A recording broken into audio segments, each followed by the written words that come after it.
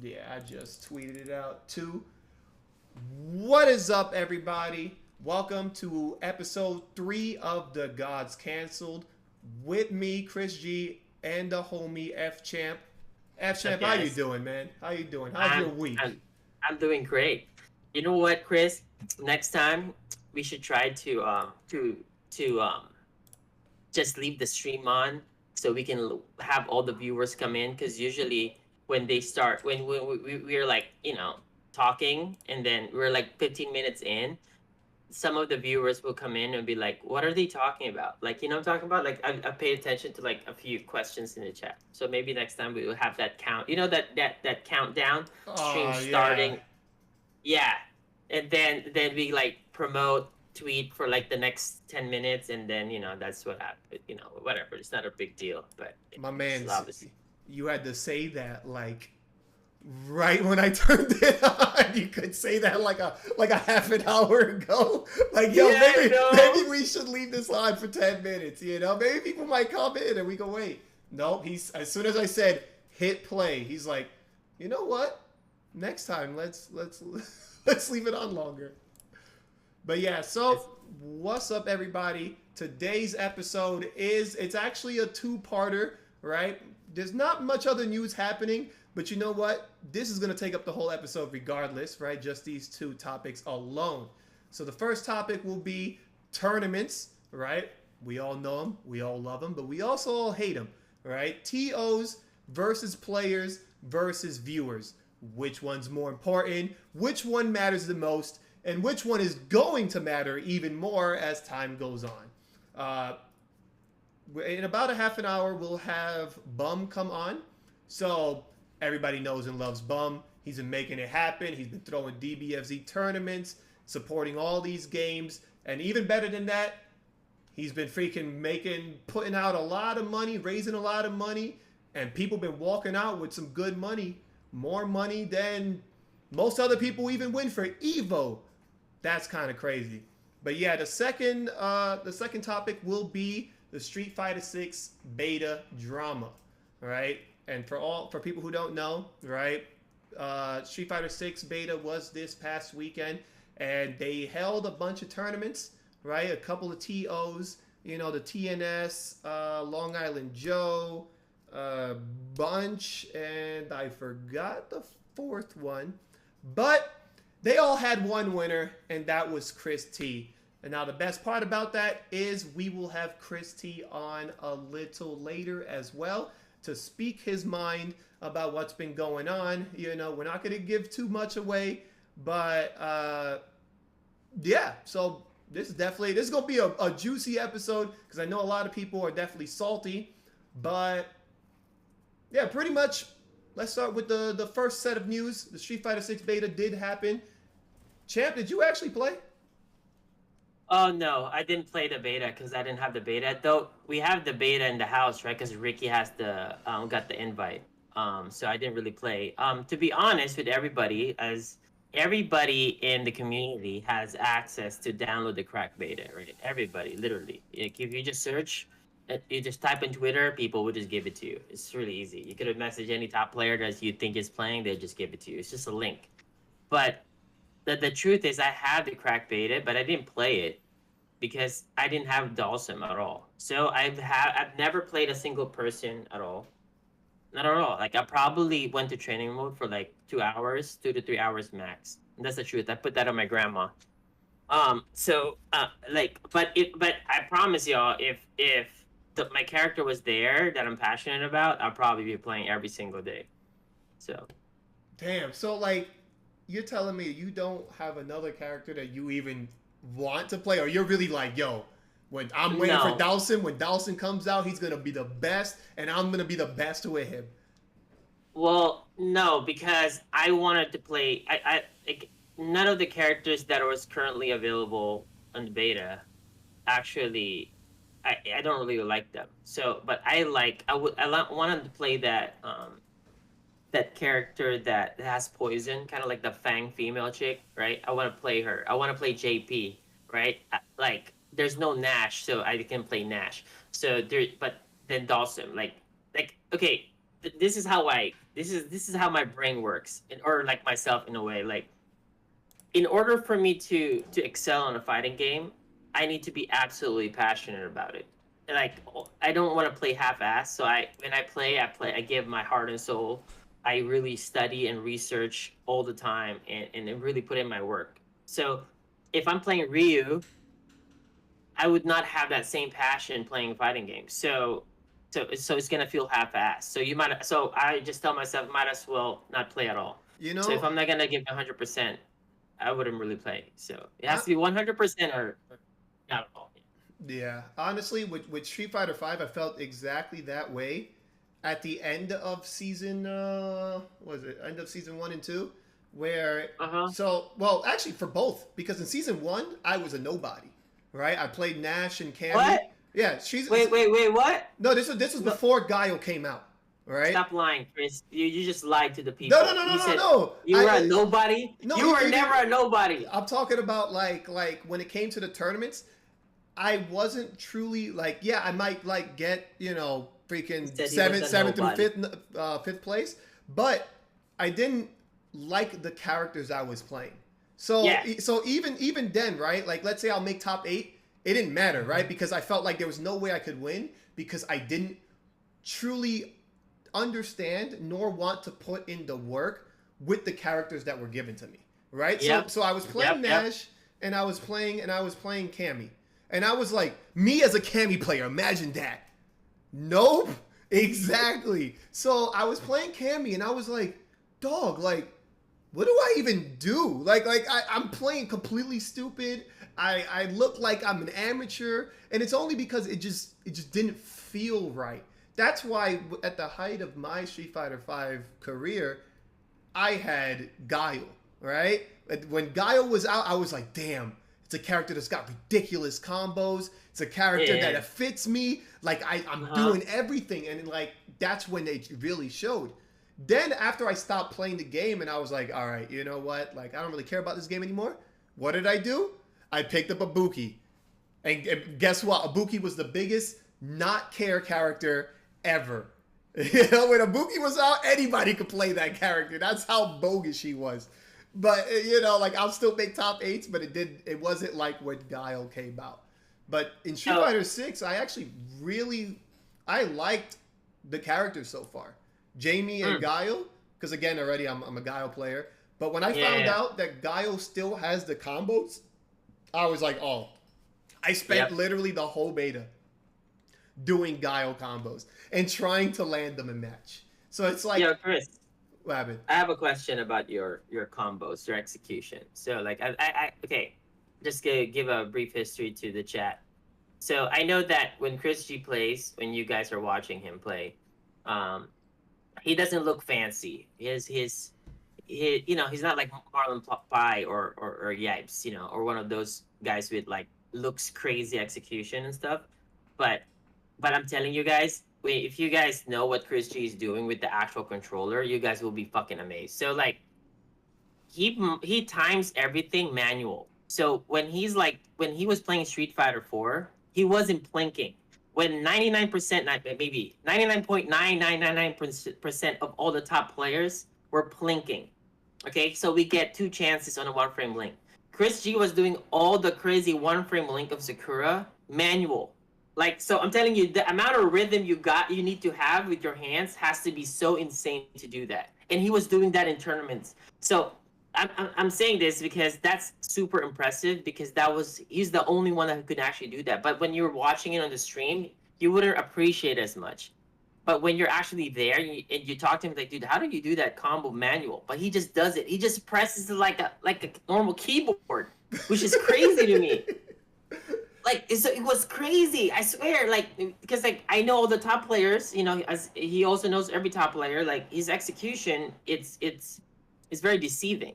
Like, it's actually insane. So I mean, I know that Chris' execution is better than me in other aspects, because execution is like a different aspect. So some people are really good with their left hand, like they can do better uppercuts, right?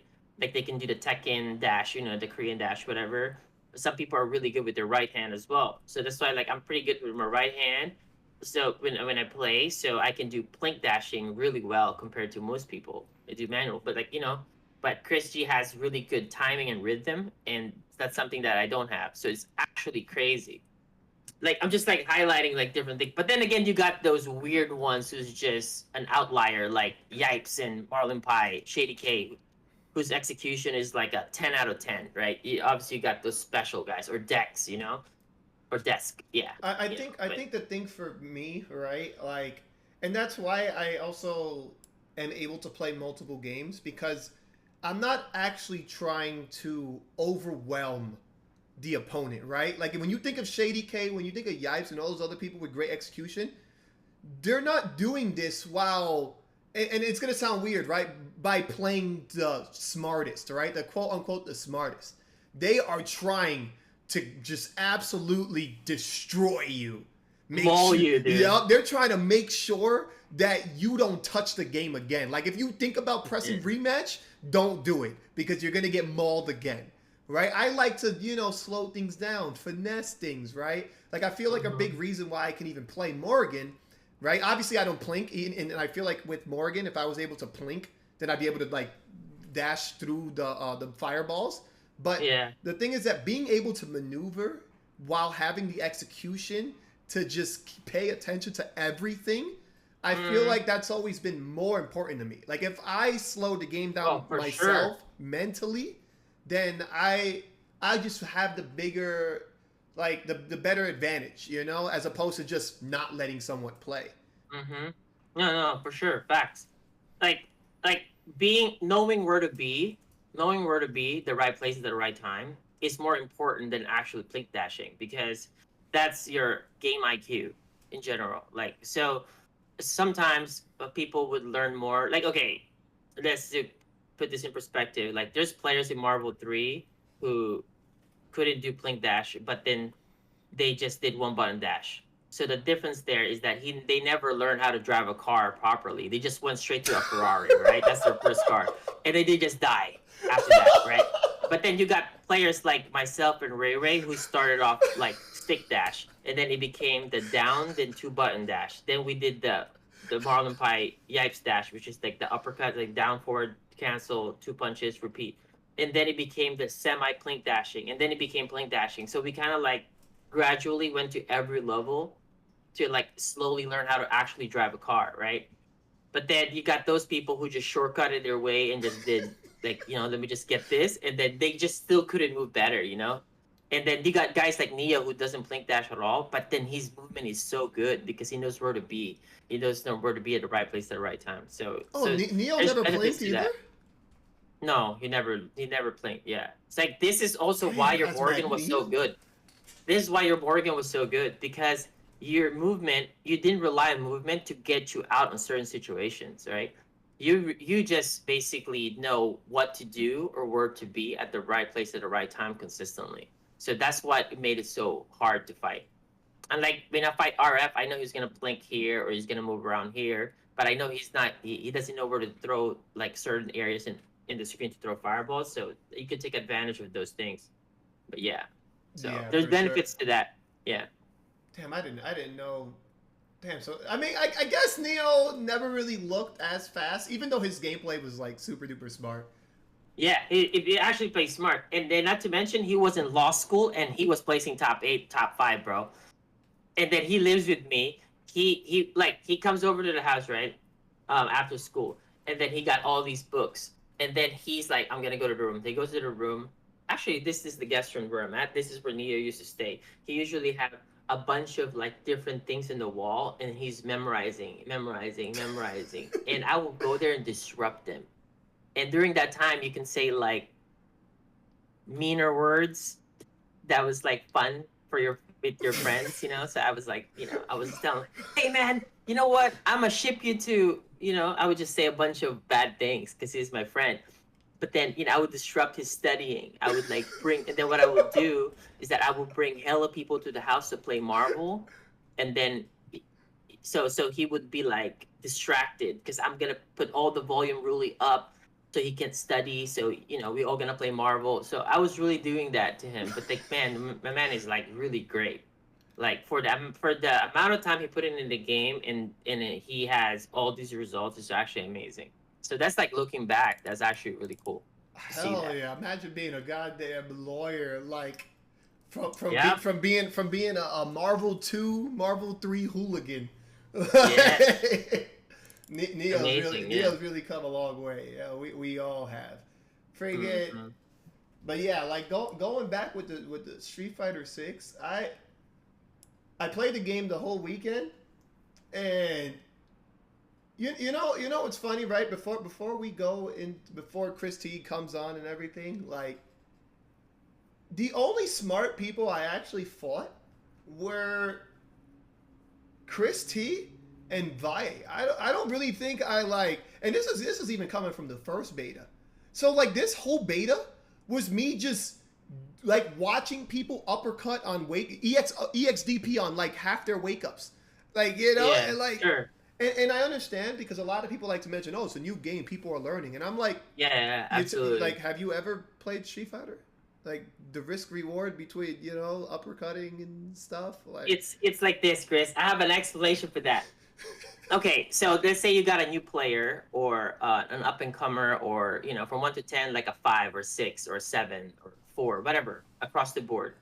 Those people, so since the game is new, they since a lot of information as far as knowledge wise or game knowledge is not out there yet, they don't know the difference between right and wrong yet, because there's no game plan for it yet. There's no blueprint. So since they don't have enough experience or understanding of the game, they don't know what's a right or what's a wrong decision. So that's why sometimes, like when you fight not a bad player, but like a player like a few levels below you, they gonna feel like, oh my god, I'm doing everything wrong, or am I stupid? But in reality, they're not stupid. They're just not. Their game IQ is just not to the level that where you're at.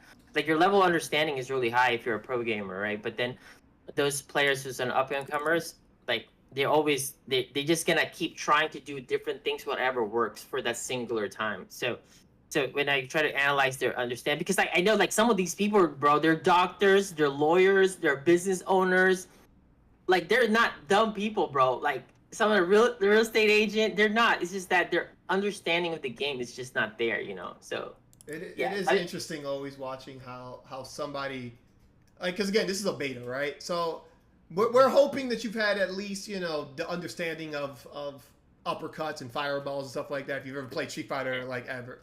But it's always interesting to me to watch how, because for me personally, I like doing nothing to see what a person, like the mindset. I like watching the mindset of a person in mid match, because I could break yeah, them down, right? It's easier to talk to viewers when yeah, you're like, oh, okay, so you can see right here, this guy is. I'm in the corner.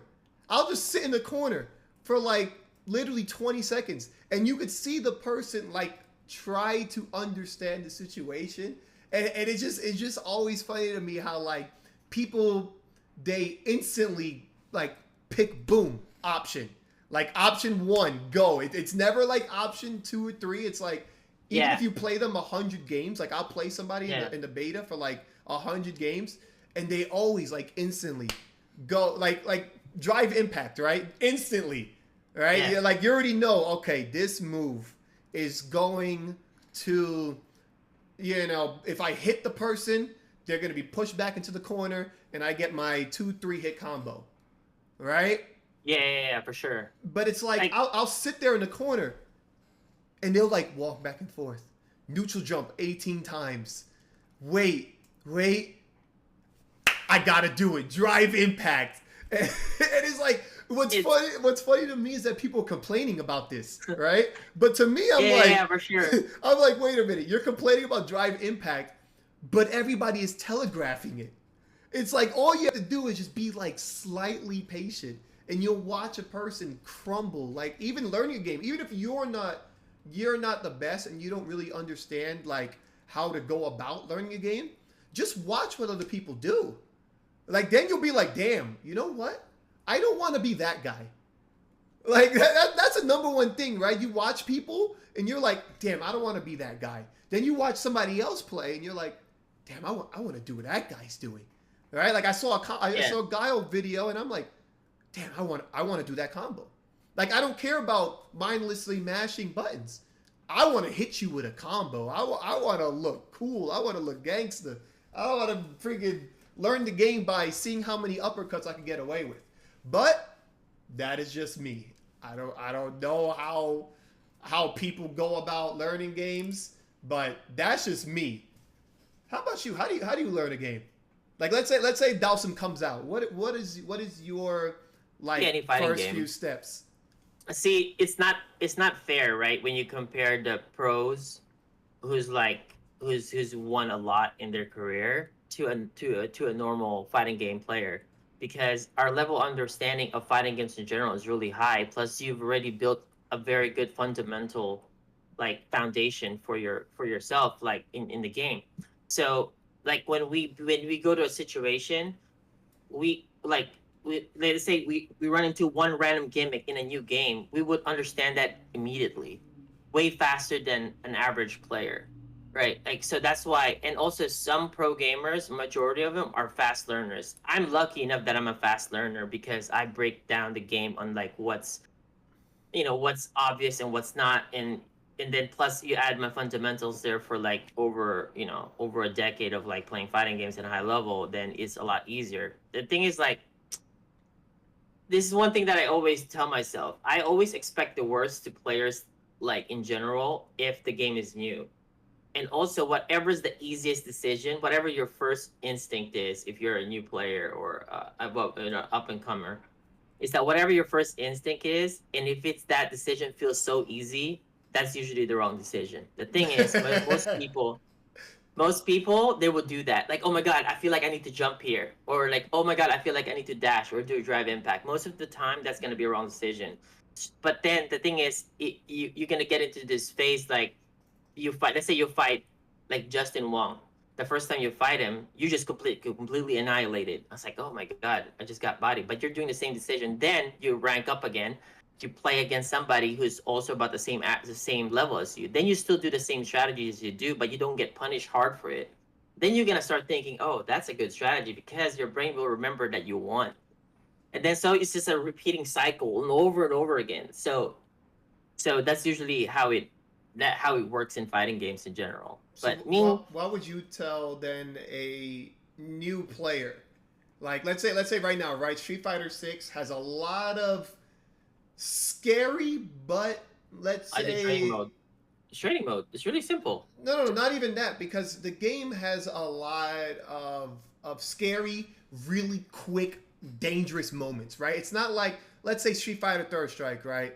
You have to deal with parry. That's something that you can only do as time goes on, right? Street Fighter 4, focus attack and stuff like that. Like a lot of times you can just uppercut DP and FADC and you'll be all right 9 out of 10 times against most players, right? But Mhm. and even Street Fighter 5, right? If I wake up mashing into V trigger, something might actually work out for me.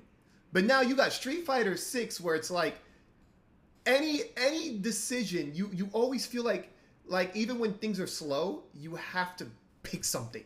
Like the game makes you feel so scared. And like now you have so much power in two button presses. Boom, I push these two buttons, something might happen. And now that Yeah. I think that somebody's gonna push those two buttons, I'm gonna just wake up DP every time because I don't want to deal with those two buttons. So it's like how do you Are you teach talking someone about? to like drive impact and stuff like that? Like drive rush, like, oh my god, someone's always gonna, I'm gonna be in danger. So It, what do you tell people when they're trying to it's, learn this, how to this not is really simple. Like, look, seriously, if you pay attention, you number one, step one, watch your replay when you lost, like how you lost, right? So you look at your replay, your player one versus player two. Say you're Ryu versus Ken.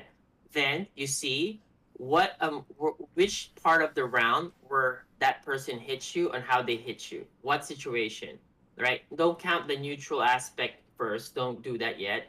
Look at just the bigger picture on like where he secured a big damage. Okay, so okay, he got in because he was jumping and you didn't anti-air, or he dashing, you didn't check the dash, or he did drive impact and drive rush, one of those, right? And then, but you just target one and say drive impact keep botting you. So what you just do is that after you watch the replay, go to the training mode, practice that situation over and over and over again, and that's it. I always tell people like the answer to your problem is actually there in the replay, and then the solution to your problem is in training mode. It's really within yourself.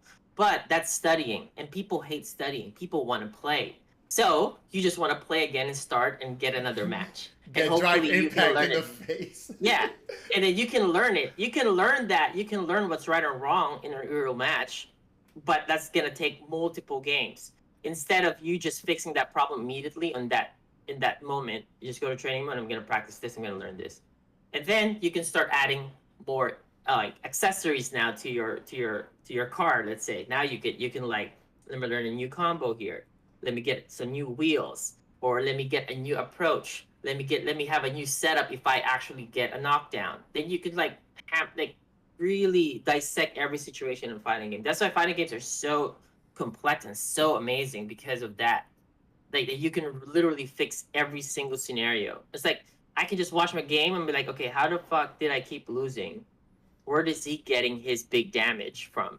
It's like, oh, I'm taking too much throws. Then what I'll do, I even go more crazy and analytic. I would watch the last 10 games that I've done against this person or X character.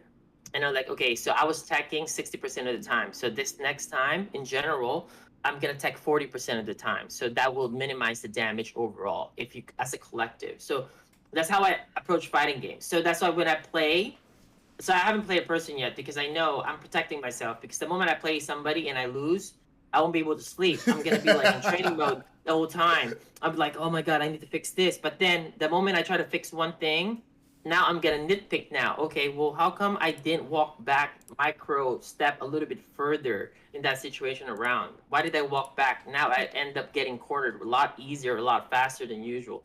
So I'm protecting myself from getting addicted to the game and just getting consumed by it, you know?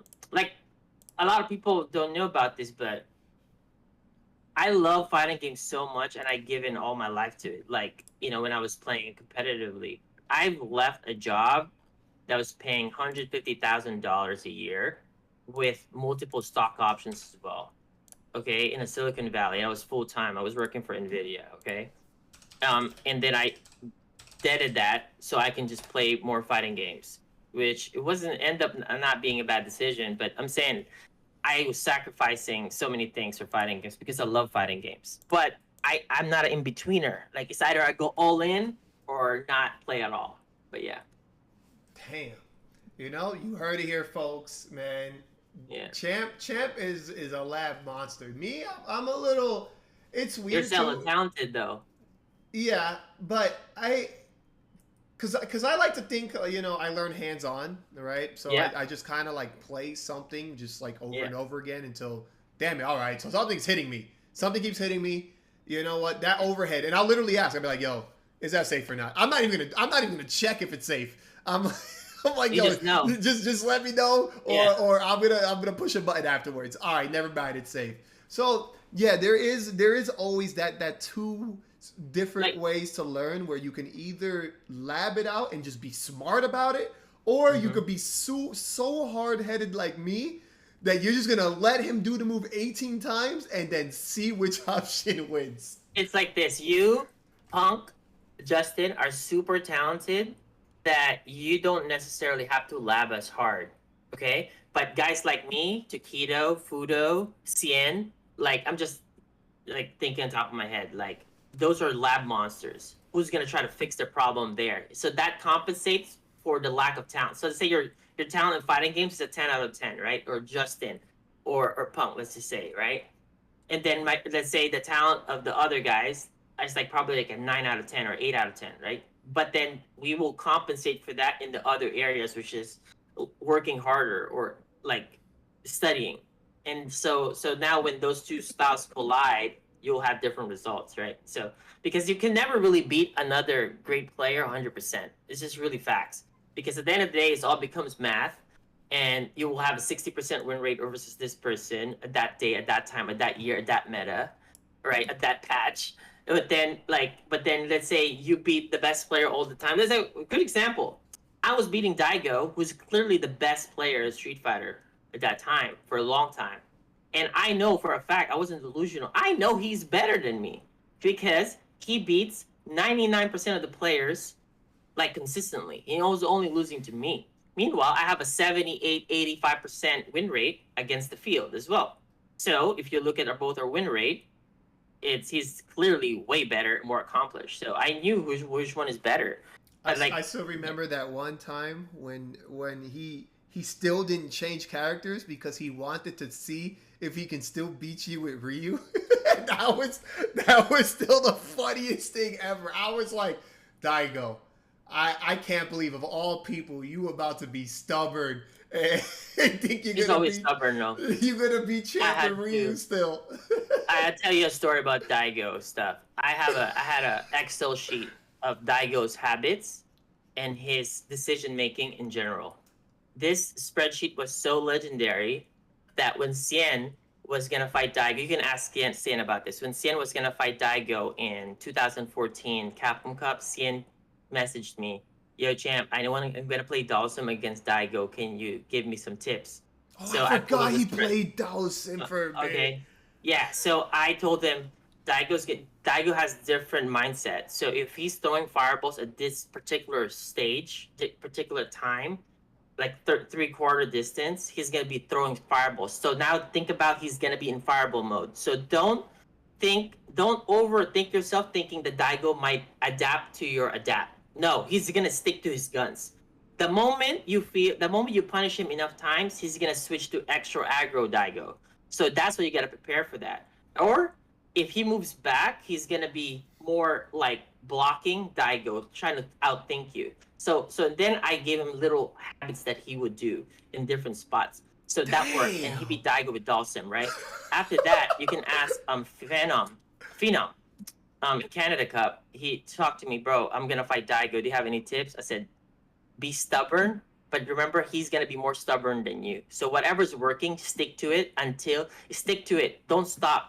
Even if he punishes you, don't stop. Just keep going for it because he's gonna overthink himself." So I gave I didn't give him the blueprint to beat Daigo, but I gave him tips that was working because I studied that guy. It's the same thing as Knuckle do, beating infiltration 99% of the time because he studied that player. So I did the same thing, but doesn't mean I'm better than Daigo. Clearly not, you know. So that was the 5 command grabs, right? Yeah, for sure. Yeah, so it's like that. Because I was like Daigo. I mean, like I was telling Daimenia when he was fighting Daigo, I told him, "Jump. You jump at him. You jump. Don't stop jumping with guile in the area where the fireball war happens. Like obviously, don't jump after you block one fireball, obviously. But I'm saying like in that area where fireball war happens, that's where you jump and just keep jumping there to make him stop, and then you walk him down after that. But Daiminion it's obviously is the best guy at that time, and he wasn't gonna jump, so obviously he got destroyed by Daigo. But I'm saying like there's a blueprint to this shit. It's crazy. Like if you have enough time to study that person, you can beat anybody for sure. Just like actually, like because like, there was a pull right. Daigo with preparation is unbeatable. I'll fucking mop him, like because like if I played him first to 10, I think I'll destroy him. If I prepare also because I beat him in Japan. I went to his country, bro, and I went to his sessions and we were playing first to 5s. Nobody was beating Daigo but me. So what happened was, it was like the session was so insane. It was like Takedo, Mago, Daigo, Kazunoko, Fudo, Eita, Kazunoko. I said that already. A boss was even there and Smug. So I have a guy there. That one homie. Yeah, and Haitani. So what happens was, so we're all playing in a first to 5 set. So there's 2 setups. So first to 3 and a first to 5, and a first to 2 actually. So in the first to 5 set, I was there. Let's say I beat Eita, then I beat Kazu, and then I would lose to Haitani, let's say, and then I'll transfer to 3 out of 5. Wait for if I'm next in the first to 5, and then Daigo was there. Daigo was streaking with everybody. Then it was me. I beat Daigo, and then I beat Eita. Then I lose to Haitani. Basically, Haitani was my dad during that time. I couldn't beat the guy. I felt like anything that I had to do was he just knew better. So I'm saying like but he was beating everybody. But then I was losing to 2 or 3 guys that was there. But then I was beating Daigo. So I mean, that's just how things work in general in fighting games. You know, Speaking do you of ever this, feel that way, Chris? You ever felt that way that sometimes you're fighting somebody and this person just has your number for that particular time of the year? oh freaking uh, what's his face? Gustavo, 801 Strider. I was like, it like half the time I played him, I would be up 2-0, and like for some reason I could just never close out on this guy, and it would always be the same way. It'll start with me guessing wrong once, and I just lose, and like even in Street Fighter 5, like it just I just be winning, and then boom, one situation. Look, first of all, I'm a terrible guesser, which means anybody who picks command grabs on me, I get washed. Like Knuckle Dude. Knuckle Dude's free when he picks other characters, but he picks Mika, and I look like I don't know how to play the game. Like every single person. Gustav was sick though. Gustav was sick. It just Gustav was sick as hell. I get scooped once, and I know. Like Gustav was sick as hell, man. I love those Utah boys, man. Those guys. I go way back with Gustavo and Renzo, man. Like I hate it, and it gets me so angry because I'm like I want to play neutral, and then they just say nah. Like you know my two like some of my worst losses were against both Punko and Online Tony. Oh my god, I remember the Online Tony games, bro. That was so bad. I remember once he did oh my god. I was actually thinking, dude, can you guys check? Do you guys know? Do you have ChrisG's number? Text him, ask him if his controller is working. Because man, when you had to play Online Tony, bro, and you're like, oh, I don't even know what the fuck happened. That same thing with Justin. Every time Justin fights a pro Seth player, wait, what the fuck is happening? Does Justin know how to play? What the fuck? You know? No, I think crazy. one of them started with double dash DP. Yeah. And my brain melted. I think that was it was a perfect. That was crazy. Double dash DP, dude. Double dash command grab. You know, and then I remember also playing and it's funny too because Kazunoko's the same way. You know, he plays Yun, but he also has a command grab and stuff, right? And like he literally I played him I think twice, but one of the times he did double dive kick DP, and I was like, all right, yeah. you win. Then dive kick, command grab. You know what? Just take it. I already lost. Like, I don't know what to do. You can do something. You can do something about that. The thing is, Chris, you get too emotional sometimes, and you just don't like want to like chill a little bit. You could be like, yo, champ, what the fuck is happening? I could be like, bro, look, you gotta do something to disrupt this motherfucker. That's why sometimes I talk shit. I'm like, you fucking goddamn bum. You think you know how to play? Like you're gonna get them out of the element. You know, this is competition, baby. It's just that I like to hold down back. Bum. I like holding down back, and then that's it. When I get scooped. No, fuck that. No, fuck that. Do the opposite. No, fuck that. Like obviously, all of us have made mistakes. All of us have made mistakes. We guessed wrong. I know that. All of us have taken a lot of losses. I'm just saying, like with me, I would go down, like swinging. Like, I definitely, I just hold down back, shit. And then I get taken apart. Yo, I've lost. You know my most losses, right? In Street Fighter 4 and 5 have been to Abigail, Laura. Oh, that's rough. Yeah.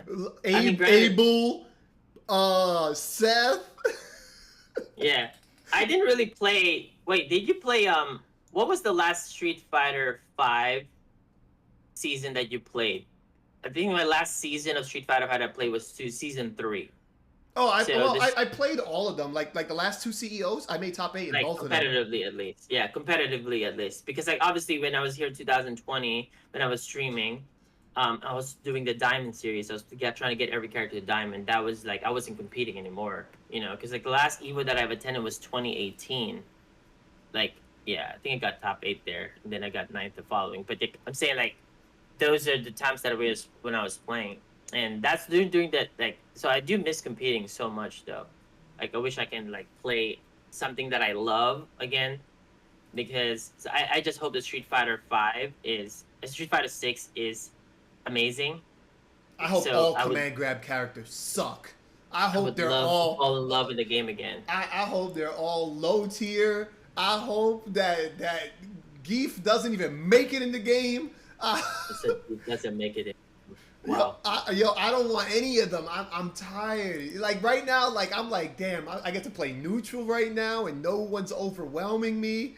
But as soon as they add a character that scoops the hell out of me, I'll be like, yo, this game sucks. Like, get me out of here. I'm not trying to. Like you know how many times I lose to Snake Eyes because I just get grabbed, and I'm like, this is just Man. this is Bro. not cool, man. Bro, Snake Eyes is so sick. Like, okay, like you know how like all the top players have their certain archetype of styles, right? So like, obviously we're like, both me and you were like defense and safety and neutral, right? You know, that's kind of like our archetype, right? Like, sure, like we can be aggressive at times, but in general, we'll try to be more defensive. Same as Justin. Like Justin, though, is a little bit more hybrid, but like I'm saying, in general, Justin's really defensive and just really space control and defense, right? But then you got those other players who has super elite in their specialty, like Itazan and Snake Eyes. You know when they play a grappler, bro, it's special. It's just special. You just don't know like how the hell do you guys do this so well? Because bro, I played Zangief. My Zangief was ass. Like I just like, when do you go for this shit? Can you play Zangief? Oh, but I could play Abigail because I feel like that's a cheat. That he's definitely a cheat. No. But like I'm an talking actual, like a pure grappler. yeah, A pure grappler. I Like, look so dumb. I can't even play Clark in KOF, and he's like the easiest grappler of all time. Like, see, that's the archetype. That's the archetype. I just don't get it. It's so. Yeah. Oh, Chris, sorry to cut you off, but apparently, according to the chat, that bum is trying to hit you up. Oh yeah. I just responded to him, but yeah, Oh, okay. like I just can't. I So can't they're do it. Great. I can't do it. Grapplers are just the saddest group of characters that I have the discomfort of even touching. Like, Look at just look at the Takedo, right?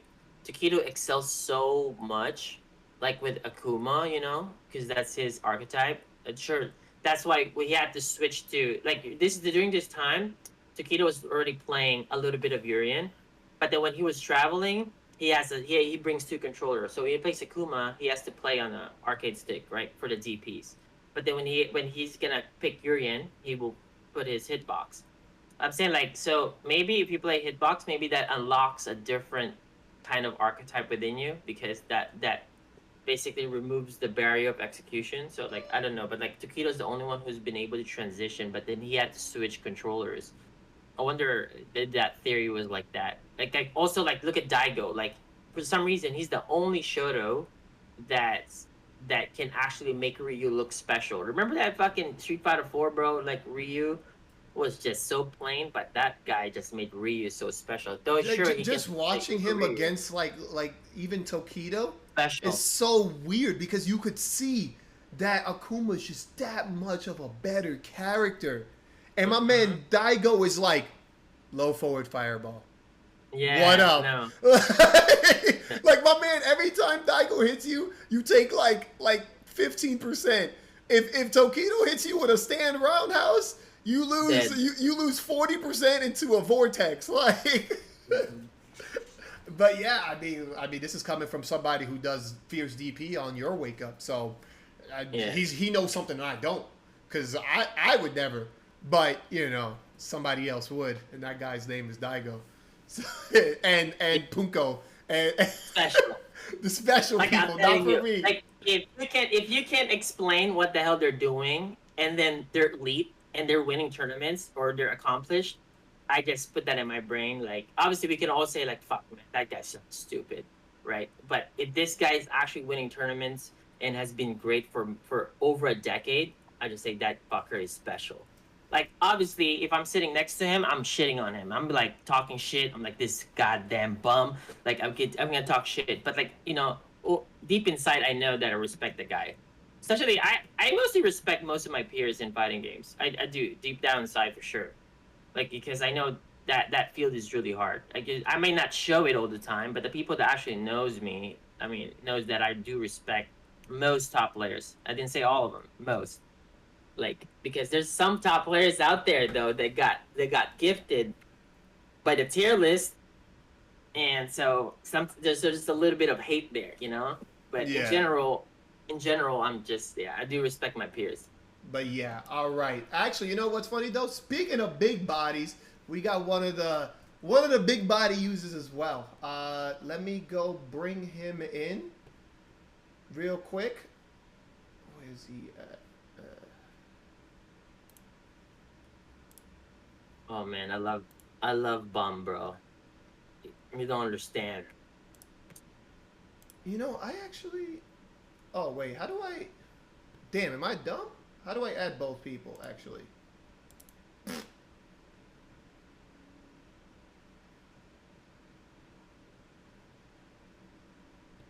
I could be dumb as hell.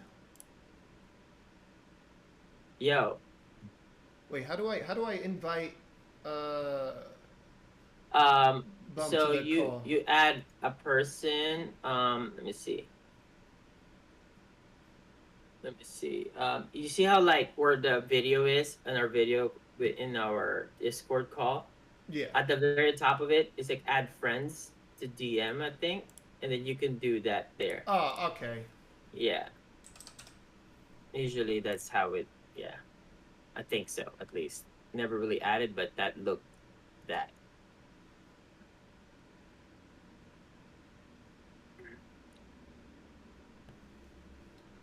GG's. GG's no read.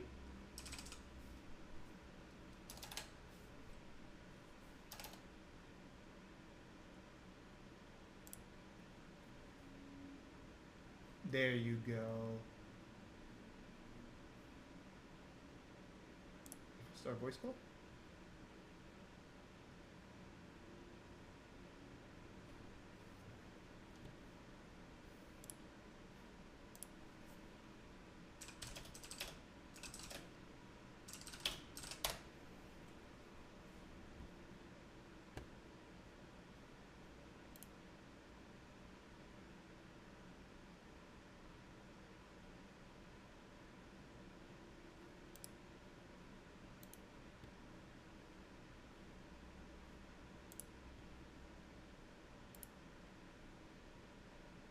Is it ring? Is that what I have to do?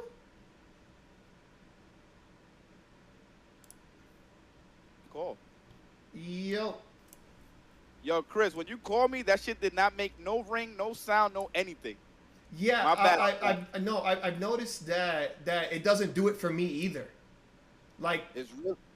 this guy really called weird, me right? earlier. Yeah. Do you know how to add champion as well? Nah, I'm not a Discord. I don't know nothing about no Discord. What is? Yeah, and they made some changes too to Discord. So Hold on. Did you? There you go. Okay. Join that call. Yo. Okay, are we all in here? Are we all here? yeah. Can you hear me? Yeah. Yeah. Yo, Bum, what's up, man? Wow, long time no speak, buddy. Yo, I just need to say something about this.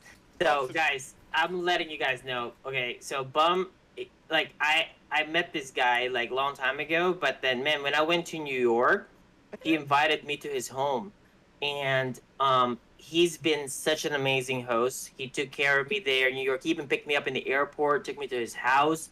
He has an amazing community there. Like I've been to his house twice, and every time I go there, I always have a great time. Actually, maybe Yo. 3 times. Actually, he's just an amazing person. He's been grinding so hard right from the start, and then now when I see his stream is growing so well, and he like all the hard work he's put in for the community, hosting events, streaming all the time, different games, even competing as well. That was so impressive. So when I see somebody working really, really hard and loves the community, and you could definitely show it throughout the years, man, I respect that, man. But I'm really happy for you, bro. Yo, thank you so much. Much respect, always. I want to say something, and Sure. this is to be so honest. Mm-hmm. I miss you being in the scene, and I'm gonna explain why. Right? I'm gonna explain why. Because this scene has gotten too fucking soft, and it annoys me. And your persona is needed in the scene. People don't understand that. The thing is that everything is becoming generic, right? Like it's Yeah. becoming bland in the sense where esports have taken over, and people are so afraid to want to pop off or talk shit. Like people could talk shit, and we're not gonna fight. It's just, yo, I think you Sure. fucking suck, and you're trash, and all. And it's just, it's the energy to me. It's so good. Yo, I'm tell right me now. how much- I miss this energy right now. Like Oh, I already feel like I want to All fight your somebody. streams- I want to fight. Look, just look back and think about Bum Stream when they had Flux versus Coach Steve there. All these little pop-offs that happen. Okay, it's the same thing in boxing and MMA. When there's like a good press conference, there's some shit talking, there's a little bit of shoving. That shit makes the whole event, whole stream dynamic so much more exciting. There's a storyline behind the match. Right now, everybody's just all buddies and friends, even in front of the camera. So I just feel like, oh my god, can you just all stop making out? You know, it's just so bad. It's like everybody just became like a little bitch. Like it's actually crazy, bro. We're playing games here. Can we just add a little bit more personality on top of it, dude? We're not asking for too much, you know. It's actually crazy. Like you can't show any more emotions. You might get banned. You might get like whatever. You're gonna have like okay. I'm not talking too much, but do you guys remember when Hungry Box threw a chair out of the stage, right? And it became like a big deal. I was like, he didn't hit anybody. That was the He most didn't hit random anybody. thing I've ever seen. Even because I commented on that too, and I was just like, dog, Yeah, this what's is wrong with so that? random. He's showing emotions. He's showing how much he loves the game. That matters. That's amazing. You know what's crazy about this? Despite people hating on that moment that he threw a chair or something, like that got so many clicks. That was so good. I mean, and that it helped his was stream. it was That was weirdly great. necessary.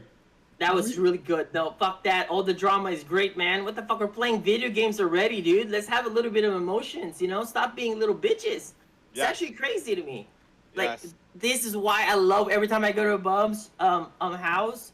It's insane because it actually feels like an actual fighting game community. Like, everybody are friends. Everybody's like real community, like a brotherhood. But when they're sitting next to each other, everybody's talking shit. It's shit's so good. And you know when Eric Arroyo's there too? Yeah.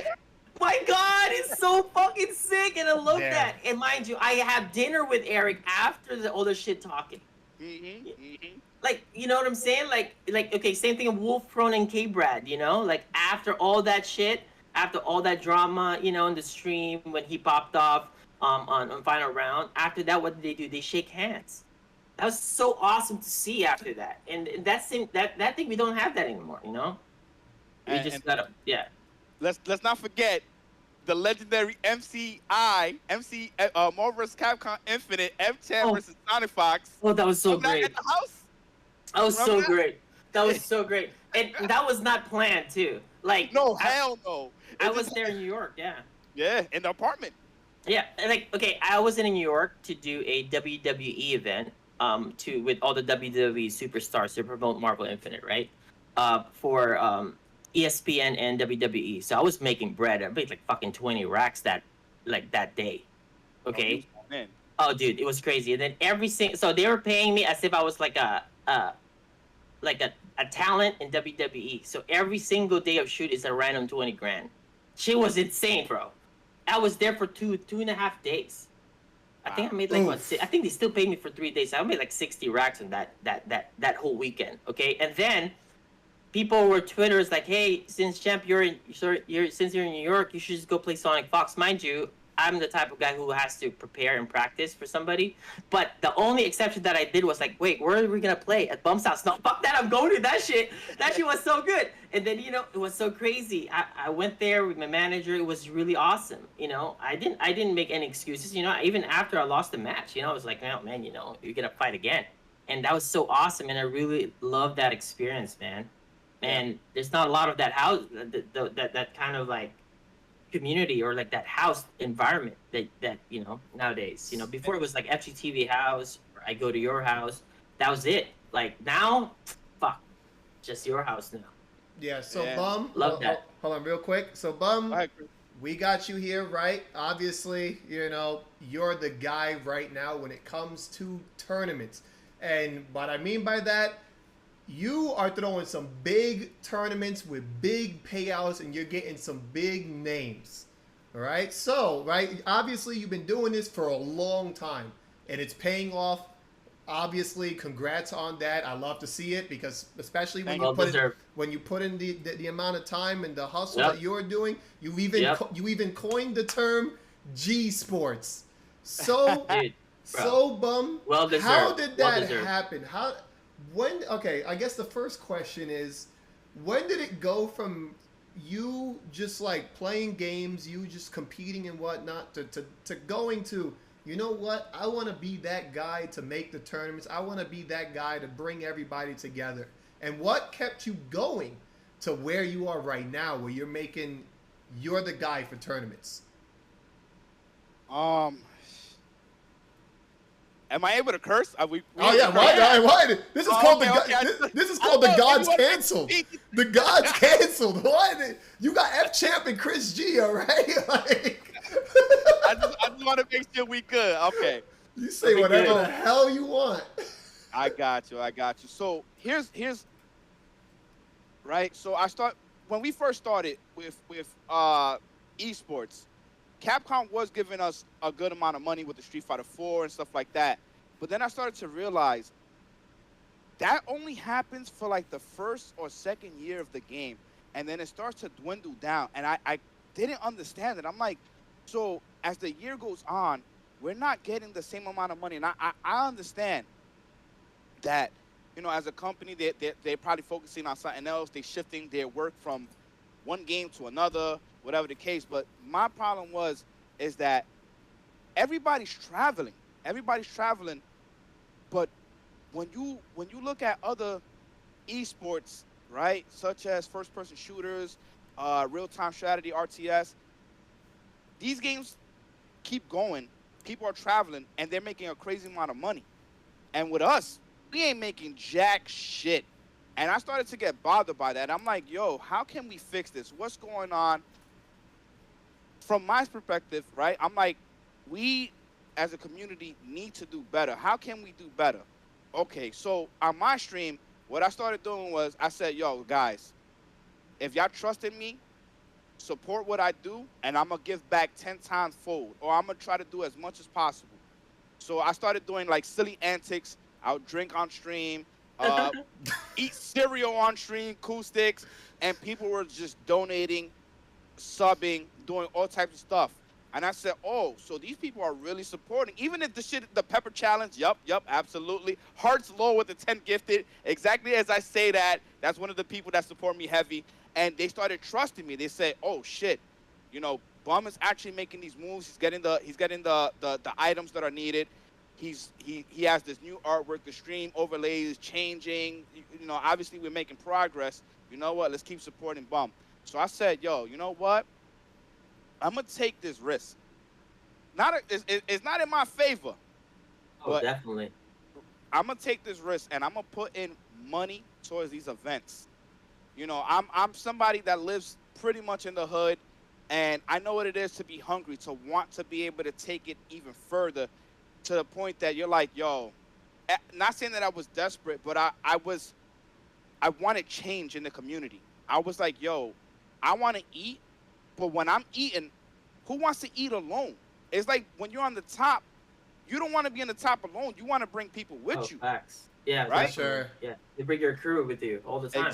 Exactly. So I said, you know what? I'm going to change this. I'm going to be the one as I'm going to put in a lot of money, and I hope this works out for me. If it don't, then fuck it. Then at least I tried. So I said, birthday bash, we out of this whole COVID, I'm going to go in. I'm going to put in a lot of money myself. So a lot of people don't know this except like people in the stream. But so for the first event, I lost $20K. A lot of people don't know Oh, that. for sure, man. Yeah, the first event I lost 20K because I had to buy the PlayStation 5s, right, to accommodate the players, make sure that they're playing the best because, you know, obviously PC's the best, but those are not my PCs, and I don't want to deal with that. I'd rather have my own shit, and nobody goes into my shit, and we're able to, you know, throw this spectacular event for the players where they're able to have fun, but not also have fun. They're in a competitive environment where they can get a lot of money. So I'm like, all right, we're going to do this event. I'm taking this risk. I'm going to see how this plays out. And it ended up being something monumental. I was like, oh, shit. I'm Birthday Bash 2022. This came out spectacular. You know what? I'm going to do Heat Wave, and I'm going to put in even more money. I already have the equipment ready. So I said, let's do it. You know, I already have the experience of throwing a big tournament. I've been doing this for quite some time. The players are eating. They came from France to support the event. So I'm thinking, hey, you know, DBFZ, they're gonna support me. But this turned out bigger than what I expected. So not only was it DBFZ that people came out for, Guilty Gear had 100 players, which I think in the Birthday Bash we only had 50, so it was double the amount.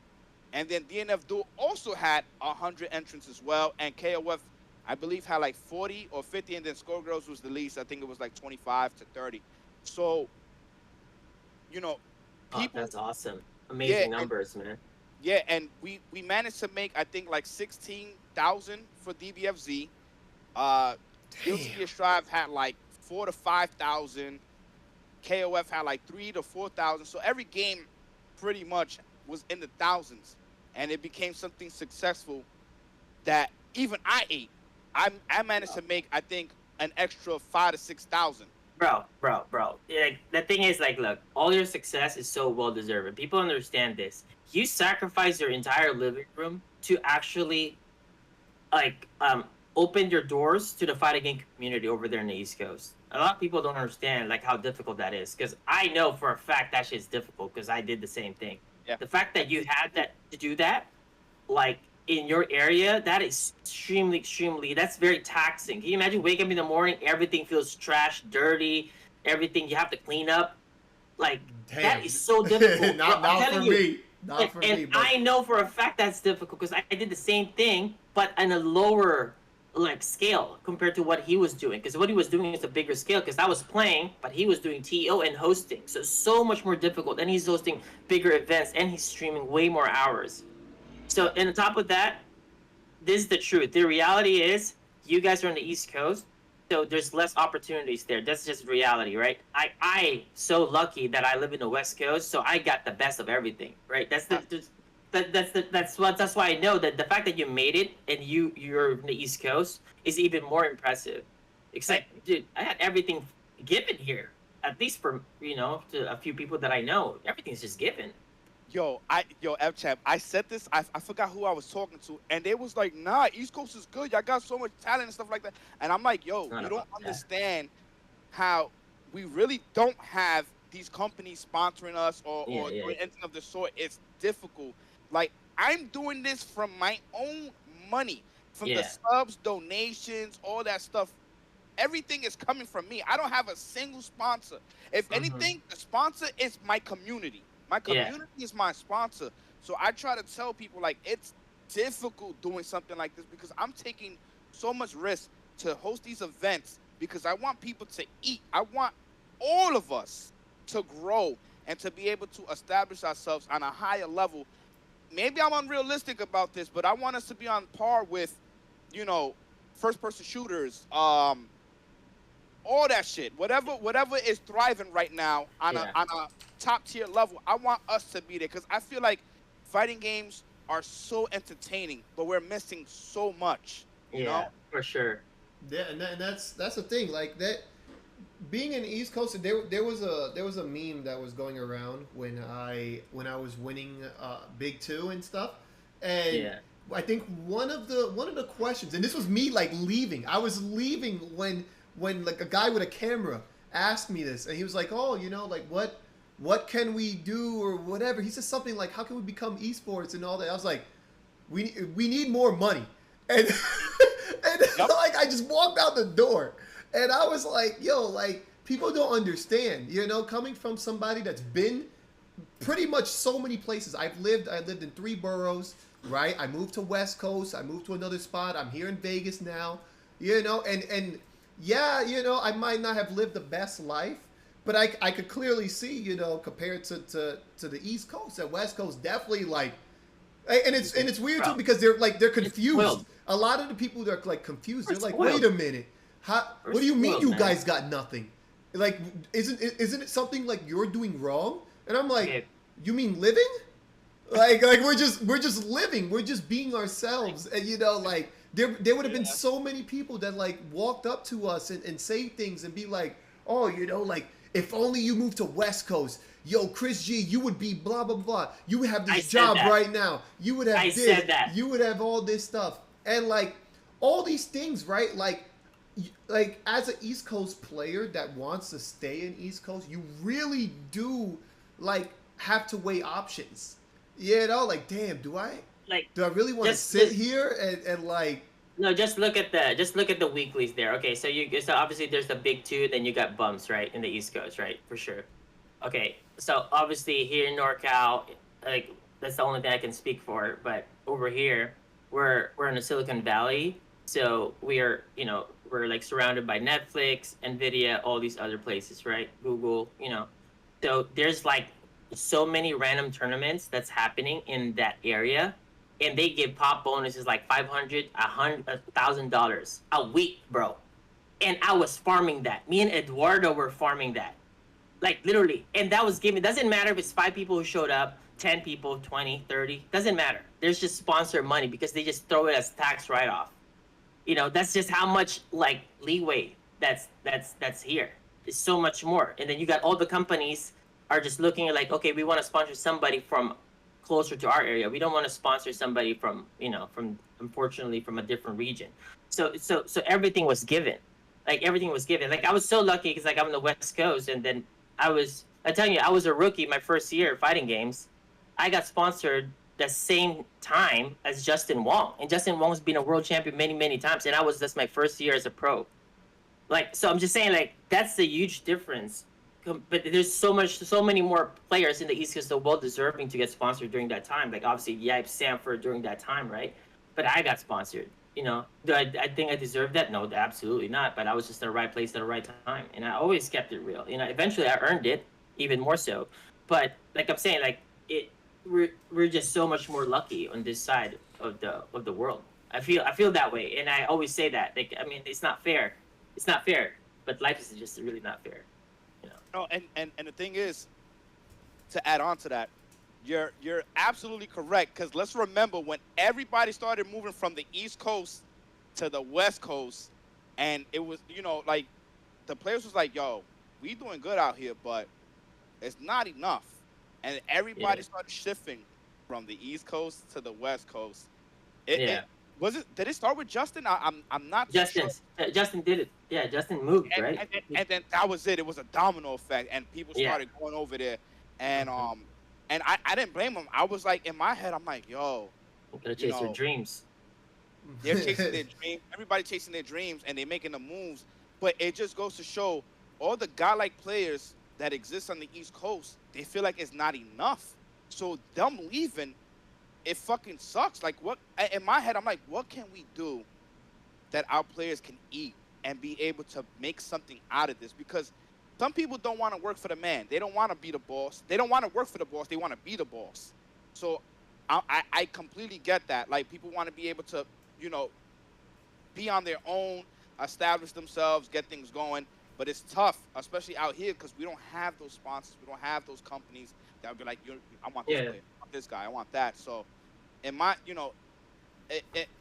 to me, I'm just like, we need to do something, and we need to do something fast in order to get these players. And all honesty, this might sound fucked up, because a lot of fucked up shit happened, but COVID helped out the FGC more than people. I don't know if they realize this, but it helped out. It helped me out. It helped out. Yeah, it helped out to a certain degree. Like, okay, that the fighting game offline scene was getting. I mean, it's kind of like regressing, anyways, right? It was going down, the numbers of people attending to events, and then COVID kind of like put a stamp on it, right? Yep. Now we're forced to not even go, and on top of that, online we have to adapt. So now they start doing more online tournaments. So now people are mostly at home. Now since people are at home, people are watching more streams. Yep. Now they're more engaged in streams. Now they do more online tournaments. So we kind of adapted. But yes, in a way, it did help. Sure, in the bigger picture, it sucked for everybody that got affected by it. You know, obviously. It's very weird how it shifted, right? Like obviously there was a point where East versus West Coast, who's better, blah blah blah blah, right? Then the shift focused more on West Coast. And then it seems that now, right? Like, and again, like in a weird way, obviously not to sound messed up, but when COVID happened, the shift then went to East Coast. It seemed that more than ever that like, it's almost as if from watching, especially from your stream, Bum, and whatnot, like, of course, like you guys became like a whole family. Yeah, you know why East Coast like kind of like thrived more in that time, because East Coast had better streams than the West Coast, and that's the truth, right? But West Coast just had more opportunities. That's really how it comes down to. I keep it real. Like East Coast had better streams, facts, like for sure. Like you got Spooky, you got Bum, Arturo, free already. No. So who's in the West Coast aside from Wednesday Night Fights, which is Level Up Series, who doesn't really stream as much because they became more family oriented, right? Because Vi got married, got kids, But East Coast had better streams for sure. But like I'm saying, like so if the community shifts to more stream based or online, East Coast definitely gonna thrive, and that's well deserved, man. Anything that East Coast gets, I feel they absolutely deserve that, and some. I honestly feel that way because we had it easy. We had it so easy over here this side. Yeah. And let's also, this is the major factor what COVID did for us. People had to deal with delay-based net code, and we were tired of it. And that's when we went on a rampage. Yo, Guilty Gear Strive, y'all better not put this delay-based net code. Yeah. And everybody was like, we want the rollback, we want the rollback, we want the rollback. And eventually, that's when Guilty Gear Strive had that. Tekken 7 eventually implemented that, or they implemented some shit.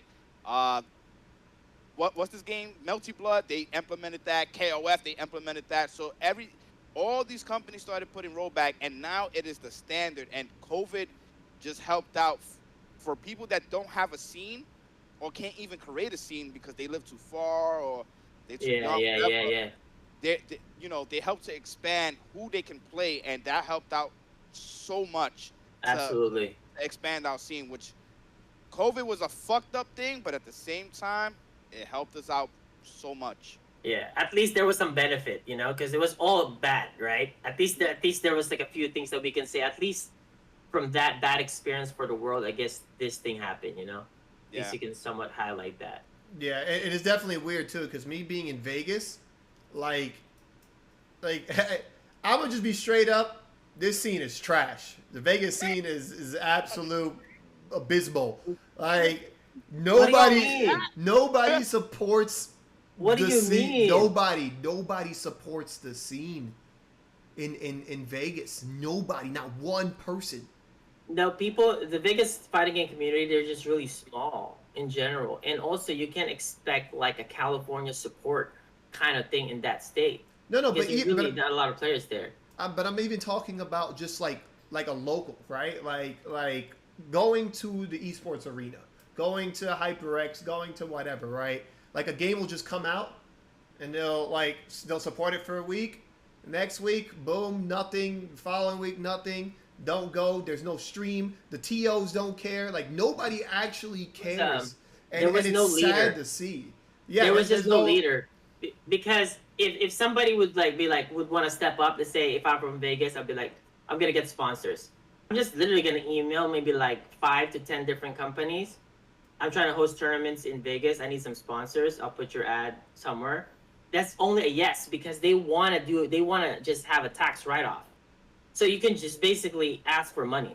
at that point. But then nobody really cared enough to grow the community because everybody was players. There's not a lot of bums there. Like bum, like the leader of the community. You need more of those guys. That's the thing. The disparity of that is just crazy, right? Like there's not a lot of that. Like me, I'm a player first. I'm a player first before trying to organize something. I'm a player first. Like you need more VIAs, you need more bum there, like kind of like that. But that's such an easy sell to do. It is for sure. Easy sell, bro. I tried to set some stuff up and they all failed, and I was like, all right, you know what? Like I'll wait until like I'm in a better position myself, then I'll come up with like something like big. But like the people who I was dealing with, I was like, oh snap, like okay, I can't. Like, and that's the thing. Like obviously that's just like lazy for me, but like at the same time I was like, okay, yo, I'm 31 years old. I just don't have the patience to deal with maybes and stuff. You know what I'm saying? Like I was like, all right, yo, can I throw a tournament in a month from now? All right, yeah, cool. Yeah, you could throw a tournament a month from now. All right, what about this weekend? No, we can't do that weekend. What about that weekend? No, not that weekend. Can you do a Thursday? Are you for real? Like, I don't need that. Like, you know, it's either yes or no. Can I make it happen? Don't tell me that 2 months from now I might have a spot. Like, that's not good enough for me. You know? Yeah, no, that makes sense, Chris. But to be fair, Chris, that makes sense from your end. But to be fair, that is not your job. You're the player. You're a player first. Like I'm saying, like if you had VIA to do that, to organize it for you there for that region, that shit would have been so successful. Like so successful, so easy. Especially in the West, bro. This is like we're like in the land of like free opportunities. Like over here. Like during that time at least. Yeah. I got a question for Chris. Are you trying to shift from player to organizer or be both? Are you trying to be both now? Like, are you trying to get into that realm of organizing events and stuff? Well, the thing is that if I throw when I did the zoned out thing, right, with local battles, we were doing a pretty good job. Like we get 20, 30 people. We'd have the small pop bonus. We'd have a stick and a headset for the winner. Like we were set. We were doing pretty good. If it wasn't for the New Jersey laws and all that crap, like who knows what would have happened. But yeah.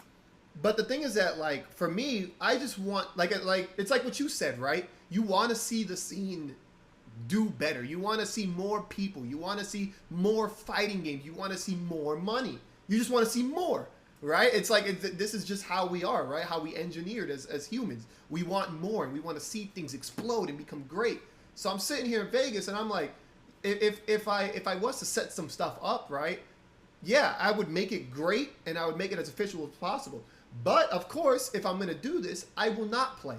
I will run the tournament. I will be the commentator. Like, I know that if this is something that I'm going to do, I want it to be as perfect as I can make it. So I definitely would not enter. I would just focus on the tournament. And that's what I want. I wanted to start with at least, like, a monthly, and then, see from there.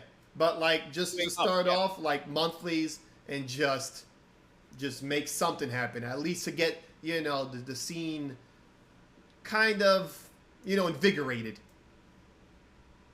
Yeah, and it's difficult because you got to earn the people's trust. You got to advertise, right?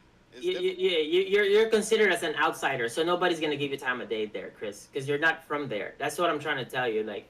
You need to have somebody who's actually has credentials as organizing events.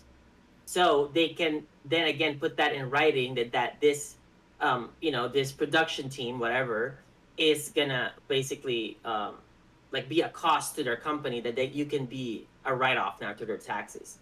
That's basically the game. Okay, that's the entire game. I'm gonna be super blunt because that's the type of person I am. The reason why it will even be harder for Chris is because Chris is past. Let's remember that too.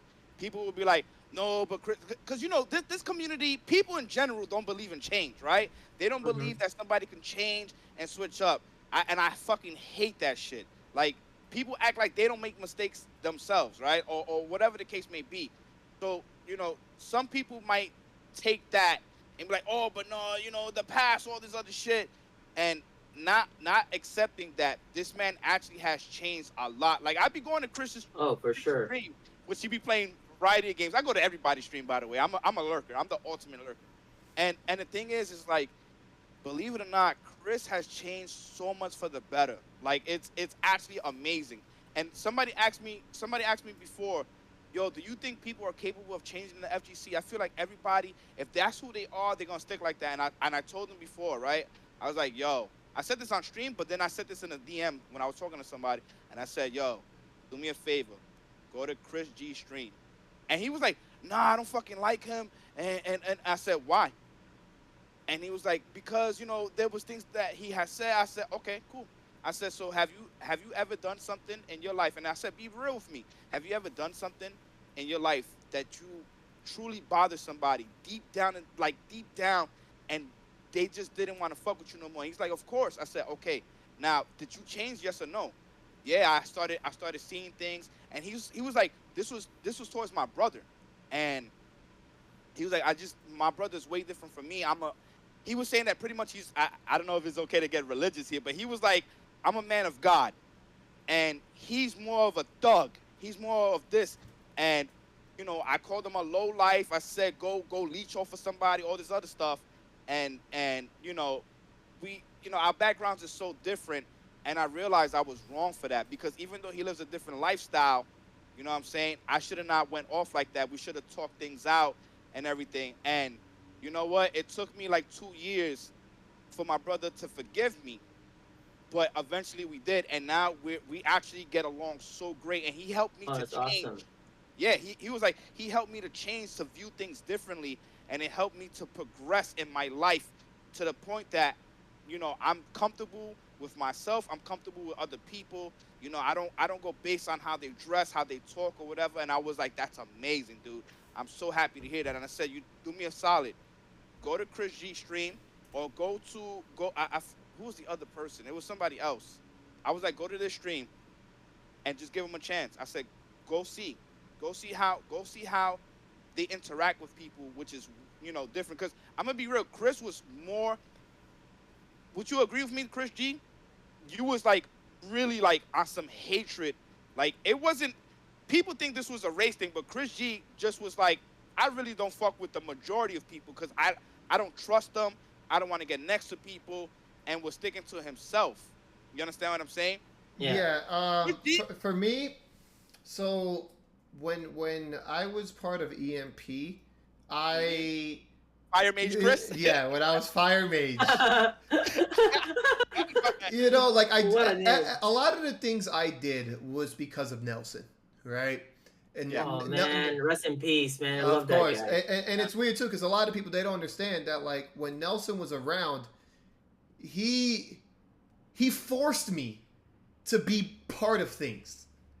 You know, when I was going to Chinatown Fair, when all these bad things was happening and all these people started talking about me, messed up things, you know, because I would be in the call, right? I would be in the room, right, when they would be trashing me, you know, talking trash, you know, to my ex about me, you know, saying that they hate me and that I'm a loser, and that why does anybody even want to deal with me? How could people be with me? And I'm just nothing. I'm just a cocky, arrogant kid. And when people started to say these things about me, I always wondered why. Because all I did was have my headphones on. I never talked to anybody. So, like, it didn't make any sense. So that hatred, right, that just annoyance grew and grew, right, until I met Nelson, right? So Nelson, he told me, he's like, yo, like, at some point you need to jump out. You need to start talking to people and being cool with people. I was like, all right, cool. Then he convinced me to be part of EMP, right? He's like, yo, we chill, we do all this stuff, might as well join EMP, right? So I joined EMP, and then, you know, obviously I was being more cool with people and all this stuff. And then, like, as things progressed, things started getting a little bit worse. And after that, I was just like, damn, like, I can't stand this. I can't stand people. I can't stand EMP. You know, wow. the whole Bums crew and all that stuff. And that's when I had my problems with you, Bum. And like, I was just like, yo, like, I can't stand you guys. I can't stand East Coast anymore. Wait, I have a question about East Coast in general. It's like, okay, I never Chris, have you ever been to Bum's house? Nope. No. Oh my god, you fucking missed out, bro. That shit's a fucking whole new experience. I love that shit. No, I love because it became a Bum's house versus ChrisG. It was Why never does it have to be it like was that? It was never just East Coast. It was Bum's house versus ChrisG. And then it got weirder because they started saying that they can beat me whenever they wanted. And I was like, are you like, you want me to come? And so like at this point I started weighing options. I'm like, you want me to come all the way to the Bronx so you guys I came can all the way from the fucking California. Come on. But so you want me to come all the way to the Bronx while I'm the guy winning all the tournaments, and you want me to come through so you guys could take turns trying to rag on me and dissect me. Like, I'm gonna waste my time to let you guys do this while I'm the guy making money. There was no way in hell I was gonna let that happen. Because again, I was already tired of the bullying. I was already tired of all this stuff. So to me, I decided to just be an a-hole. I was like, F you guys suck. You all suck. See, and I think that's something happens to the East Coast like that. That's kind of weird because in the West, it's not like that. It's like we try to have a community group of like it doesn't matter. Like, say if I'm dominant, whatever, or Ricky was dominant, or Eduardo, we will try to play with each other because the goal is to make sure we beat the East Coast. You guys are just trying to beat each other. Yeah, like, we that didn't is care. not good. We didn't care about West Coast. You were the last of our worries. Yeah, that is so crazy. I was like, man, that's such a different mindset. We want to kill each other first. Hell yeah! So weird. We didn't give a damn. So to me, I let that rock until Nelson passed away, and then afterwards, you know, I was sitting in my bed, and that was when the thoughts started really coming, and I said a lot of hateful stuff. I told a lot of people off, and then Sherry at the time, right? She was there, so she saw the whole thing, and so I was just like, should I do it? Like, should I just YOLO? Like, if I'm gonna do it now, right? I don't have a place to live anymore, so should I just YOLO the West Coast? And then Sherry was like, well, I know somebody that's renting out a room. You could just bounce, and literally. So what did I do? I just like 2 days later, zoomed right out, packed everything up. I was like, all right, F East Coast, F your mentalities. I was like, I'm weird. I'm gonna learn how to be a nicer person. Like, oh man, that's so weird because, like, I mean, at least for myself, like, I try to make sure I'm good with with home. Like, you know, that's home, you know, that's my hometown. You know, I want to make sure that I'm good there and I'm, you know, kind of like beloved in my region at least, right? Because I can understand people booing or hating if they're from outside of Northern California, you know? But, like, at least I want to be good in my home and I want to protect my home. And at the same time, like, the goal in general, like the way that was instilled to my brain by John Choi or Ricky, is the goal is to beat Japan. That's the goal. So Country, yep. yeah, that's the goal. Like, so we didn't worry about the East Coast West Coast rivalry. I didn't really care about that. I care about not losing to Chris or beating Kyohei or beating Ray during that time. You know, that's what I care about, the person, not the coast. I had nothing against the coast, you know, because overall at the end of the day we're all fighting game fans, or a community, I guess, if you want to call it. But yeah, sure. But like, obviously there's antics in the camera. But like I'm saying, like real talk, you know, if you guys met me in real life, you know, in general, you guys know what am I about. But that's just, to me, it's I just look at things differently, I guess, you know. But I can understand from Chris' point of view though, like, because since over there you guys are just trying to kill each other, basically, you know, like survival of the fittest, you know what I'm saying? Like, so I can understand that too from you guys' perspective. But just to me, it's like, oh man, that is so foreign. Because like with me, when I was a new guy, the two best players in my region, John Choi and Ricky Ortiz, took me under their wing. Oh, you love fighting games? You want to play? Okay, we'll help you train. They trained me. And then, okay, like, there's any other people that you think are such as passionate as you, then you start bringing people in. It was kind of crazy. So it's such a different dynamic, you know, that like, okay, Alex Valle is Alex Valle already in Combo Fiend. I became really close to them because John Cho and Ricky are close to them throughout the years, and those guys trained me as well. So I had, yeah, I'm saying, like, not only had the best opportunities for, you know, like sponsorship and stuff like that, but I also had the best possible training scenario as well. So I was very grateful for that. But then it's because of my region. So I always look back, you know, where I came from. It's like, oh my God, I have to continue the tradition. So I did the same thing for all the kids that wanted to learn Marvel, wanted to learn how to play Street Fighter. I opened my home because that's how I was kind of like, quote unquote, raised in the fighting game community. Yeah. And the thing is like, I feel like when we was younger, we were all like hot-headed. We didn't have the experience. Sure. It was a lot of things, and I think us being older, we learned so much, and we able to grow. And to hear Chris wanting to host events, mind fucks me. But this is what I mean about the change, though. It's a beautiful thing because Chris is a phenomenal player, one of my favorite players of all time. Like, on some real shit. ChrisG is fucking amazing. I will say this till I die. Amazing.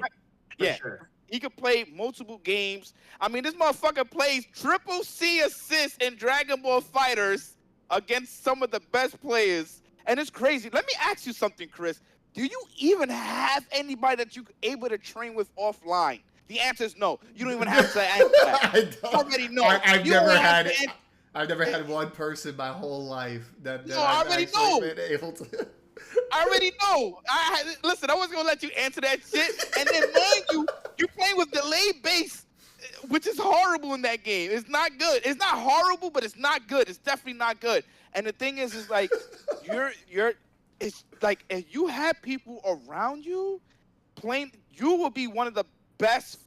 You're still, a matter of fact, to me, like, when you go to these tournaments, you actually are a problem that people have to look out for. And I think that, I'm not saying it's a troll team or a throw team, but it's definitely not an optimized team, and you're giving people problems. And I'm talking about high-level players.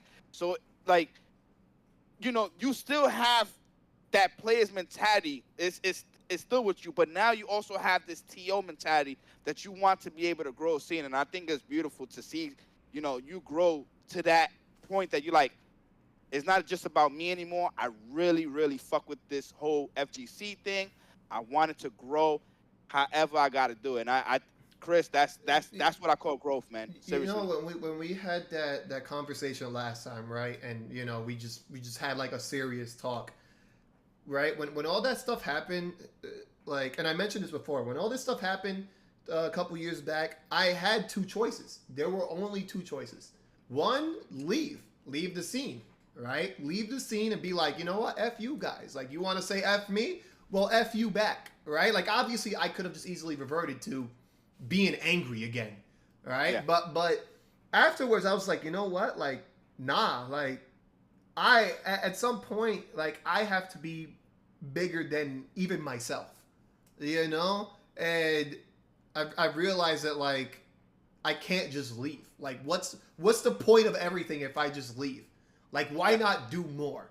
And that's kind of where I am in my life. Like, obviously, like, I'm kind of just YOLOing. Like, I don't got the sponsors and whatnot anymore like I used to. But, like, the goal is to just become better. Like, as a player, like, I'm more patient than I've ever been.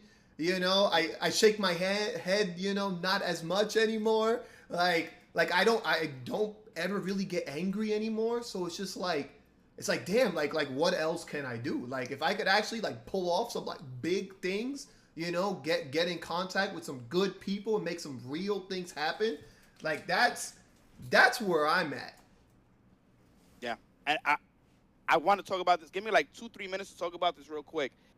You said something, and this is why I came up with the whole G Sports thing. So for everybody that's watching Chris stream, my stream, F-Champ, are you streaming F-Champ or no? No. Okay.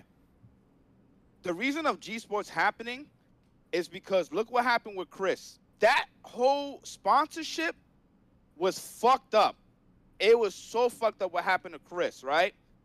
And have you tried to like contact any other sponsors since then? Well, yes, but it seems to me that, like you said, right? I am like a walking flag, and even when I've had, and this was the last episode where I talked about having dinner with people that they never even Googled me, but as soon as they do, boom, game over. And this is what's been happening for the past couple of years. Like as soon as someone finds out about me, it's like I don't know if we could do it, but. I mean, regardless, I want to be more. I don't care. Like if I can do it, if I can come back from all that after the worst 2 years of my whole life. So I've been alive for 31 years. My birthday's in 3 days. If I could come back and make great things, then damn, anybody can. I don't want to hear nothing. So I just want to be that example for people that feel like they've messed up, but they don't know what to do anymore. They don't know if they should keep going. They don't know if there's anything waiting for them. So I just want it's kind of like being like a little beacon, like if I can make it, you can make it type thing. But yeah, I am pretty damn determined to make something happen. So you see that, right? The sponsorship, all that shit, and then look what happened with Panda, right? And this is my thing. Like these sponsors, they say this thing, and I fucking hate it. We're family, and or we're doing this, but we're doing this for the love of the community, not for money. And I'm fucking tired of that shit. I am so tired, which is why I go with the whole G Sports thing, because I'm like, can we stop with this whole family thing? Can we stop with this whole I'm doing this for the love of the community and nothing else? Like, we do this, of course, for the community, but how the fuck can we grow if we don't get no fucking money? We have to get money in order for us to grow, to get more equipment, to get these fancy ass, big ass venues to host either our locals or big ass events. To be able to just grow in general. And it's just tiring. I'm just tired of hearing that shit. Like, dude, y'all can, of course, people can get close to become a family, but they be like, welcome to the family or welcome to the, and I'm like, yo, but once I start hearing shit like that, I'm like, okay, I already know what time it is. This right here, this is what bothers me about sponsorships. And then they want to censor everybody too. They don't want you to curse. They don't want you to, I had several sponsors come to me and listen, we love what you're doing, but real talk, they pretty much was like, don't be this ghetto ass people that you are now. That's pretty much the nice way of them saying it. They said it in a nice way, but that's pretty much what they were saying. Cause they're like, we love your streams. The numbers is growing. You have a lot of people coming through, but we don't want you to, maybe you could tone it down a bit, or we don't want you to be you. Yeah. Yes, and that's the thing. This is why unfortunately, I'm against esports, because I don't like that. I don't like we can scream at each other and talk shit. That don't mean that we're about to throw hands and fight each other and kill each other. Whatever. It's just shit talking, and I just hate this era of esports, because right now it's to the point that they're like, oh, Cammy has a thong on. Nah, we need to give her some type of clothing. We need to do something. And I'm like, it's not that serious though. It's like PG-13 movies have thongs on. Like, we don't need to be censored to that point that a video game character can't even show bare ass. Like they don't even want, what's his name, Urian to show ass. That's actually crazy. Yeah, exactly. And I'm like, yo, are we gonna the thing is, I don't care. It's video game characters, but the thing is that y'all slowly but surely trying to censor us to the point that we can't even say ass or shit or anything of the sort. And I think that's scary, because they're trying to control the narrative. They're trying to control us, to make us, with money, to make us what's the best way to put it? We're athletes, where we're completely controlled in that sense, what we can say, when it's not even that. Give me big money. Yep. Give me big money for that. I always tell people that, and it seems that nobody ever seems to understand. They'll always be like, oh yeah, yo, Chris G, F that guy, all this stuff. Oh man, he needs to apologize for the rest of his life. You know, all this stuff, like, all these tournaments, whatever. Now, this is the crazy thing, right? Because they're always like, oh, ChrisG, why are you so hateful? Why is this and that? And I'm like, look, let me explain something to you, right? When you've had the amount of success that I've had, when you've had the amount of W's, when you've been around the world, when you've been to this many places like me, and you realize that at the end of the day, somebody could just snap their goddamn fingers and take it all away.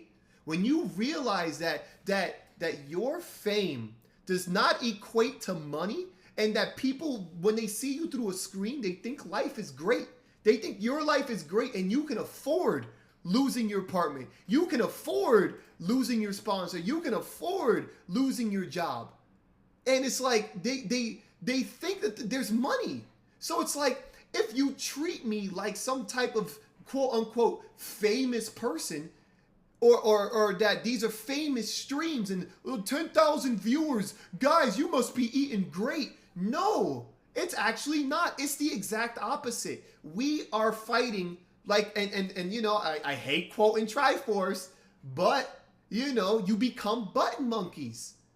We're just playing and acting a certain way, but we're not getting paid for it. Like, you're telling me a sponsor pays someone $1,000 and they have the rights to use their entire lives and dictate how they live life for $1,000? Bum, what can you do with $1,000 for a month? Nothing. Nothing. What can you do? $1,000. I can't even pay my rent with that. I can't even pay my rent with $1,000. So imagine telling someone that they need to be or act a certain way, and you're not even giving the person the money to do so. Exactly. Okay. Let me just break that down.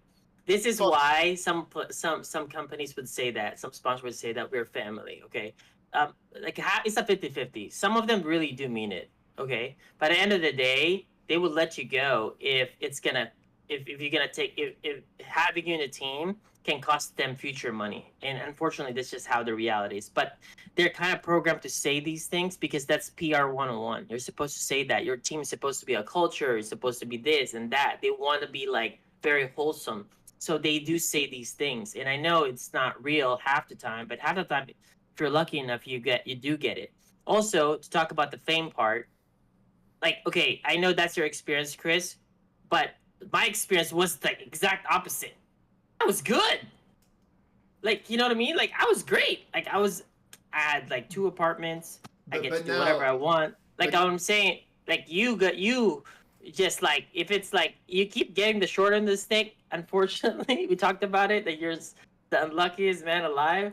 But like, I'm just saying, like, with my experience, it's so super different. Like, and I guess I should be grateful about that in general, and which I am, but like, that's just how it is, you know. And I feel for you guys that you guys had to feel that way. But as far as my gaming career is concerned, I feel like I was so blessed and so lucky in multiple different ways. And I'm just, yeah. Let me chime in real quick.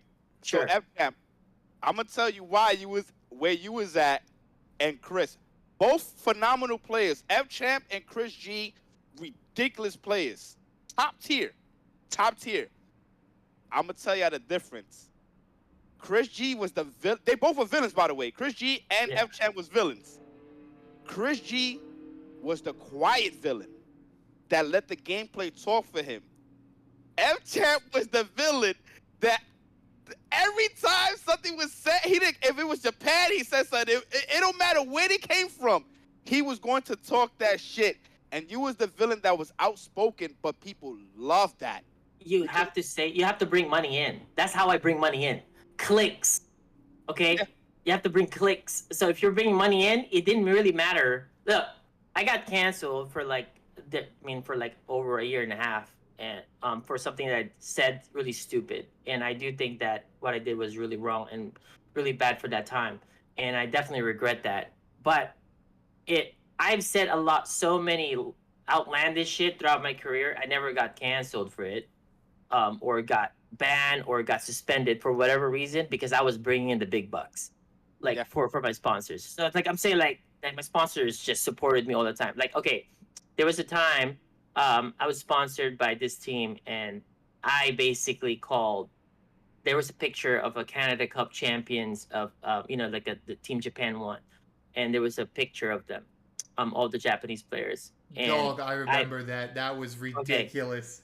I basically called them all the slurs that's possible. Like, it's crazy. So I called this guy this, and I said this guy's this. That guy. Okay. The only thing that I got from my sponsors during that time, yo, cut it down a little bit. I got a little bit. Okay, it didn't say stop the whole shit. You just cut it down a little bit, because they understand during that time. I mean, I know if I say it right now, it's bad, and I do think it's really bad. But for that time, it was not that bad back then. No pencil. Yeah, it was okay. But I'm saying, like, I got away with to do whatever I want, whatever I want, but as long as I bring in numbers, like not just like numbers, but like bring in views for the streams for whoever I go to, or make the events more hype. I'm gonna offer my services, do like some play mostly on the stage, or do some exhibitions, kind of like that. Like, just to remain relevant, and then that produces money for like in the circulation. The TOS will make more, you make more, sponsors make more. Now you demand more money. It's kind of like that. Now the sponsors can ask for the team, can ask more sponsors to sponsor the team, and the result you getting more. So I played the game, But yeah. I decided to play the villain role was because I looked up to Justin Wong, Ricky Ortiz, John Choi, Vi, all these guys, me growing up. But if I decide to just be who I am as Ryan, nobody would give a fuck, because I'll just be the same good guy. No. So I have to play a certain persona to stand out. And it gave me a good time to do that when I had to go head to head with Daigo. So that created an opening for me to be more of a dick, I guess, or a bad guy. and so I took that opportunity. So I embraced that character. And it worked out. Yeah, it worked out 1,000%. But now this leads to the question, right? And also the following topic. Obviously, you can't have another F champ. You can have, like a guy that can talk trash, but there like Bum said, right? There are a lot of rules and things in place where you kind of have to tread on some thin lines in order to create some actual hype, right? And obviously, Bum, he's doing his thing, right? He's semi, like, he's not as like super ham as before, but he's still Bum, right? And anybody who goes to Bum's channel and watches his tournaments will see something authentic, which leads to this topic, right? The tournaments now, right? And what's been happening, right, with TOs and players and viewers, right? As you go, and I don't know if you've been to a lot of tournaments lately, right? But I guess from my perspective, and how a lot of the tournaments just became complete garbage, and as you said too, Bum, you said that your tournaments is for having fun and for competition. It's right? fucking fun. Exactly. It's fucking fun, guys. You guys go support Bum all the way. That's the true fighting game experience. So I go to these tournaments, and I'm realizing that and now, mind you, right? Obviously, I'm talking from a pro perspective, right? This is a job. I'm supposed to come in to win, right? Yes, I still do that. But I realized that at the end of the day, I'm on, 10 times more streams. We're playing 10 times longer hours. We're not getting any rest times, where the tournaments are just absolutely garbo, and there's nothing to do afterwards. Nor is there money match rooms, nor is there people like, there's areas where everybody could chill, and the tournaments it seems to me that there's just, the tournaments have just all downgraded, and everybody wants to do more, but the minimum effort is not even being met anymore. Which was, hey, you come to this tournament, you have a good time, you talk some trash, and whoever wins, wins. Whoever loses, loses, right? But now, 2022, how many streams are at a tournament? 35. How many viewers are on each stream? No one cares, right? Then you have all of them all regulating one game at a time, with 18,000 ad breaks in between. Everyone just chill, like people just sit. No one's doing anything. They're just waiting. Like half the time, I have to wait a half an hour to 45 minutes to play one match, and I'm entered in 7 games. Why am I still waiting that long? That's another thing that I truly want to avoid is, like, I'm not gonna lie, we have ads running. Like, I have ads running now, and the ads, Twitch definitely upgraded where we get a lot of money from the ads. But the thing is that they run so many ads that the viewing experience, to me, has absolutely downgraded. I don't know if you guys watch Evo, but Evo was fucking atrocious to watch. I turned it off. My Evo experience was garbage. And it was the worst. And I was there all 3 days. The third day, I decided not even to go anymore. I turned on the stream, and I realized there was like an ad break and then another ad break after the ad break. And I was like, okay, I can't do this anymore. Yep. I can't do this anymore. And I live in Vegas. I live in Vegas and gave up. Like, I couldn't do it. And the fact that everybody's like, oh, this is how you grow the community.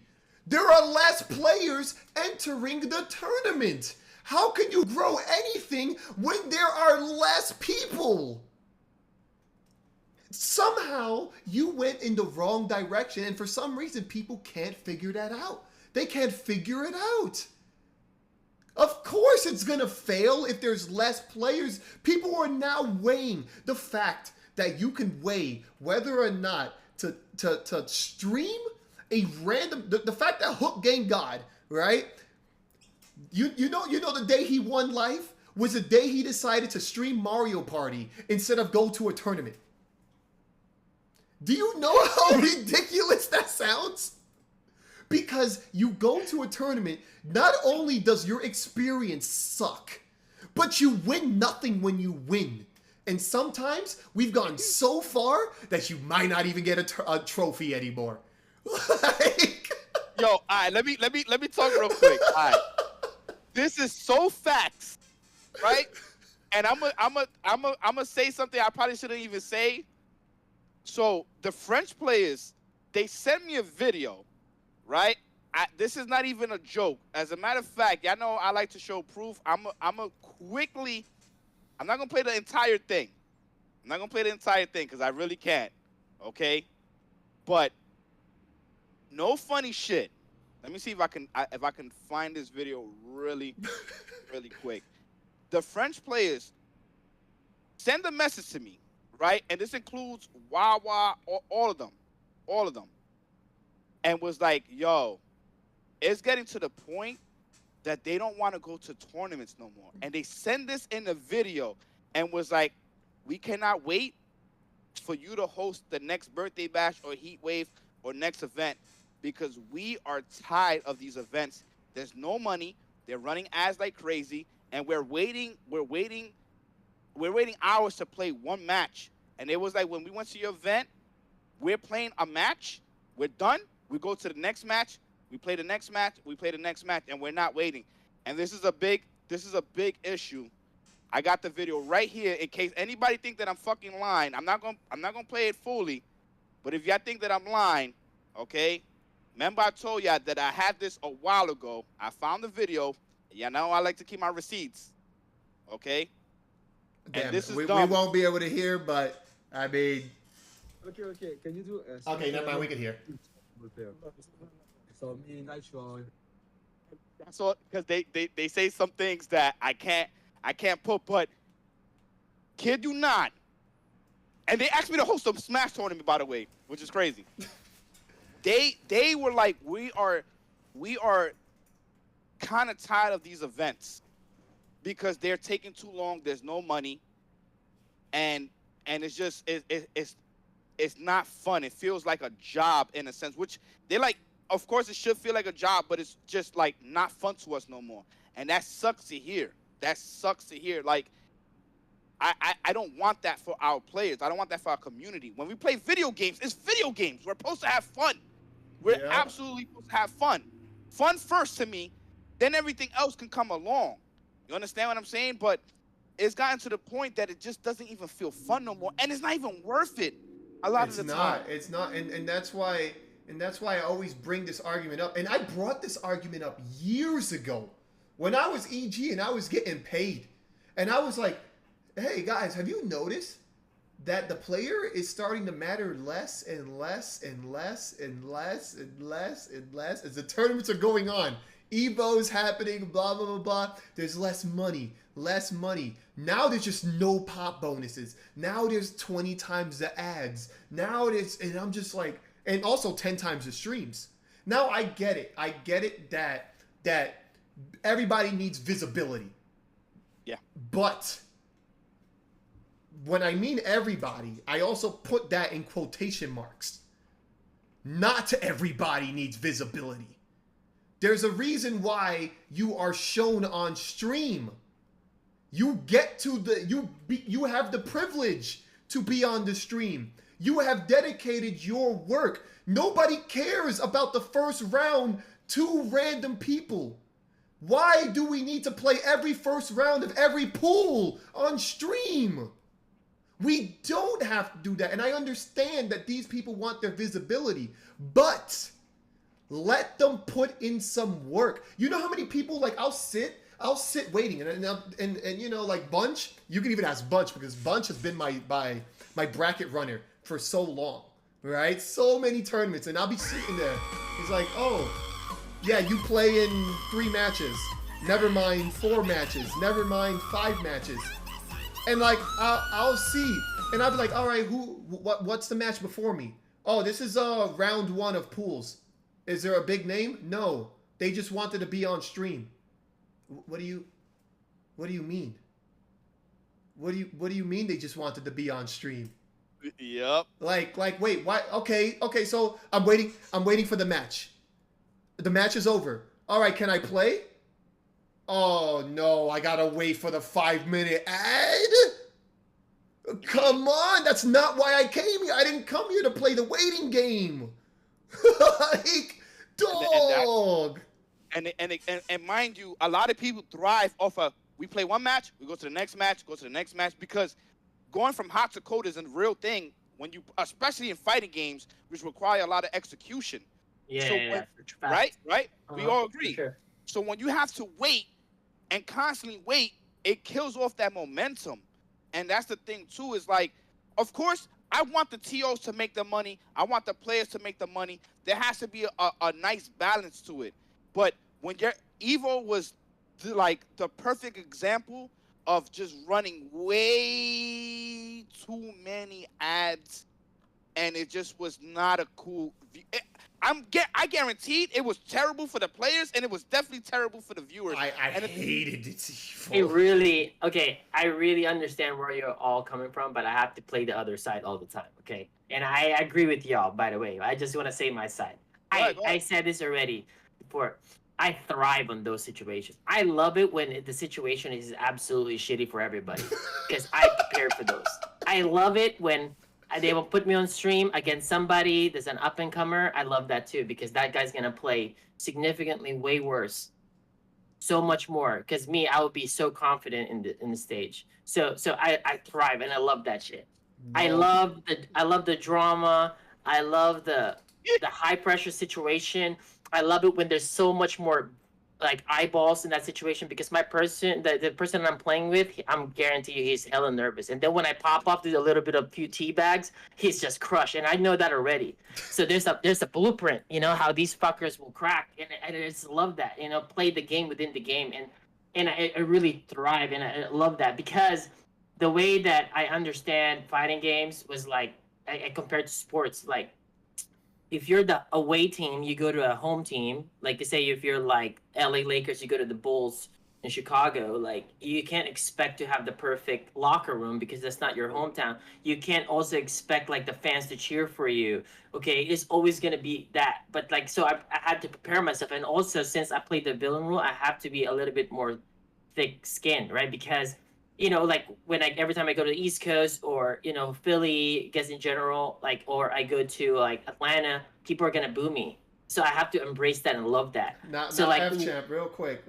Now, let me ask a question, right? So when all this stuff was happening, there were some legit things, right, on the line. Like we were getting like 2-3 Gs of tournament stuff like that, and obviously pride was greater. Now, imagine 2022, you doing all this, all right? 2022, you doing all this.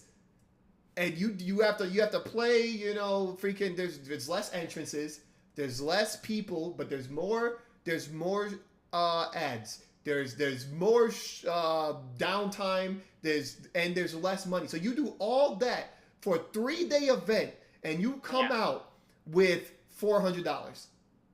See, like, look, I can't speak for that because I didn't compete in 2021 and 2022, right? So I would not know your own experience. But with me, let's say for Evo, we play multiple games. So we're busy from 8 a.m. all the way until 7 p.m., right? Until the top 32 is set, right? You know what I'm talking about? Wake up at 8 a.m. I wake up at 5 a.m.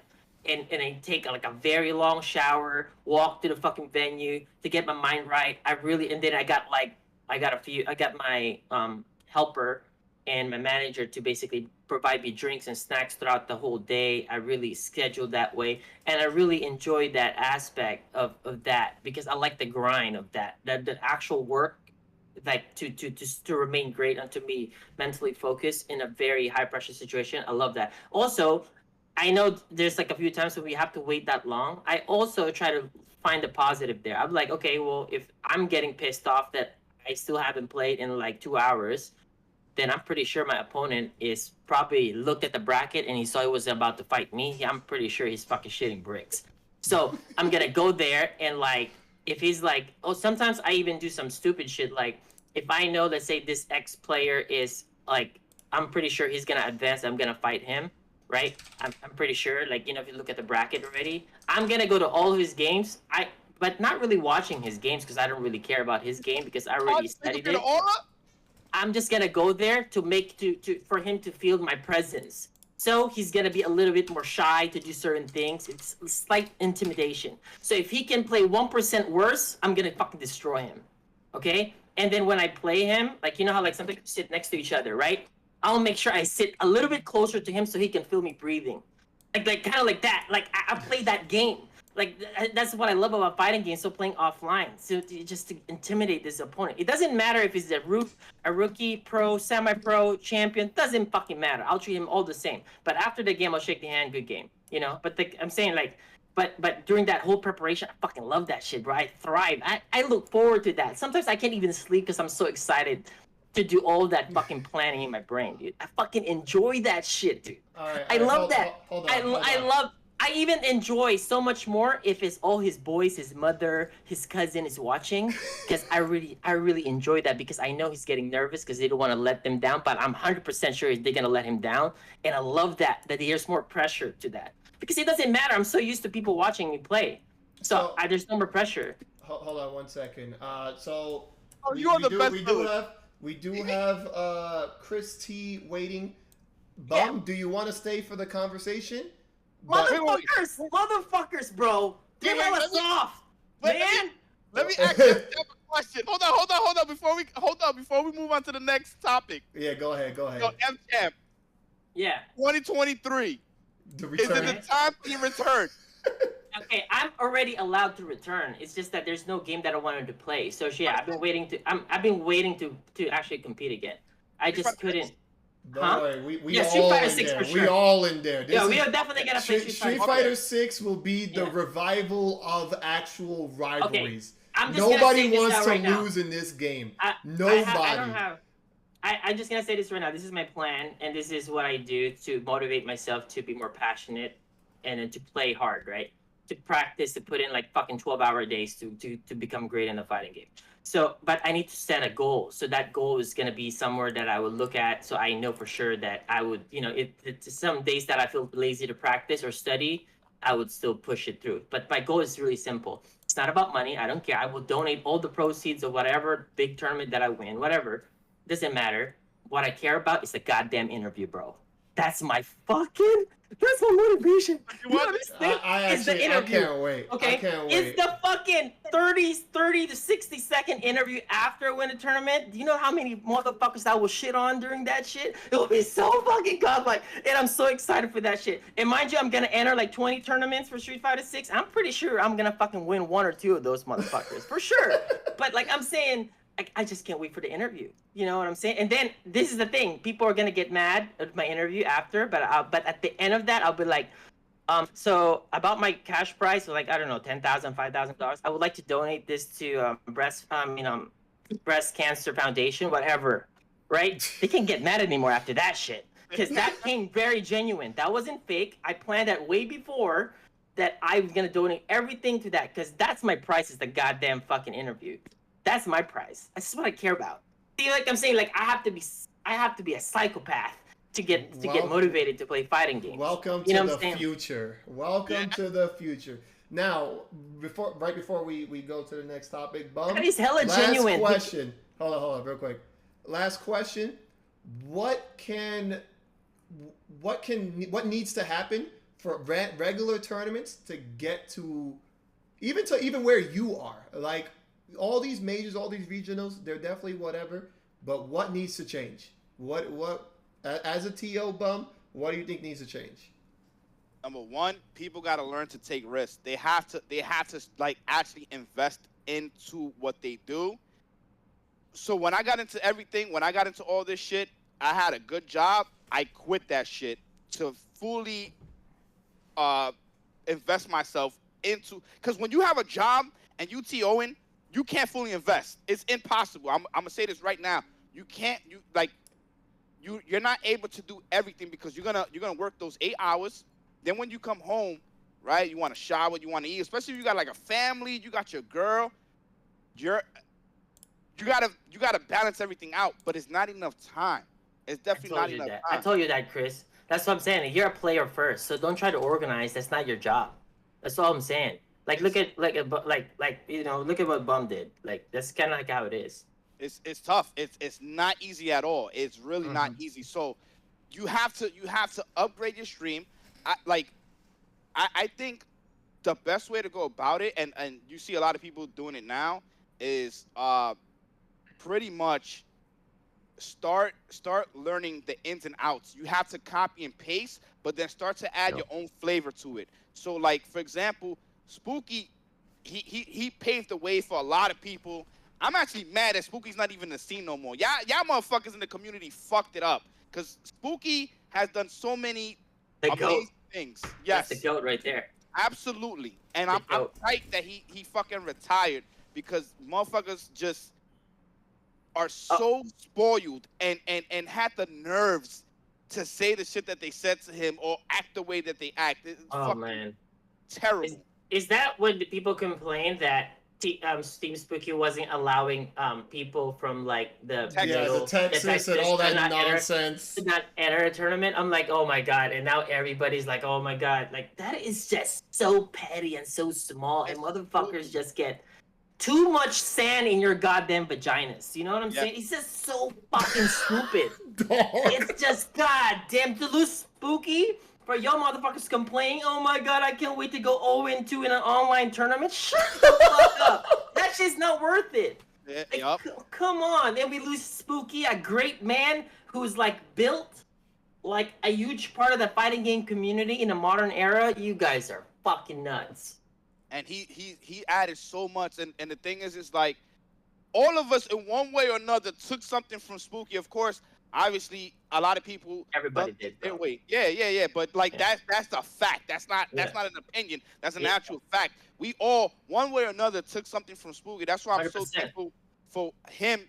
You know, him, Alex Valle, and a couple of other people that, you know, they invested into the scene and done so much for us. Absolutely. Those guys are true fucking heroes of the community. Yeah, for sure.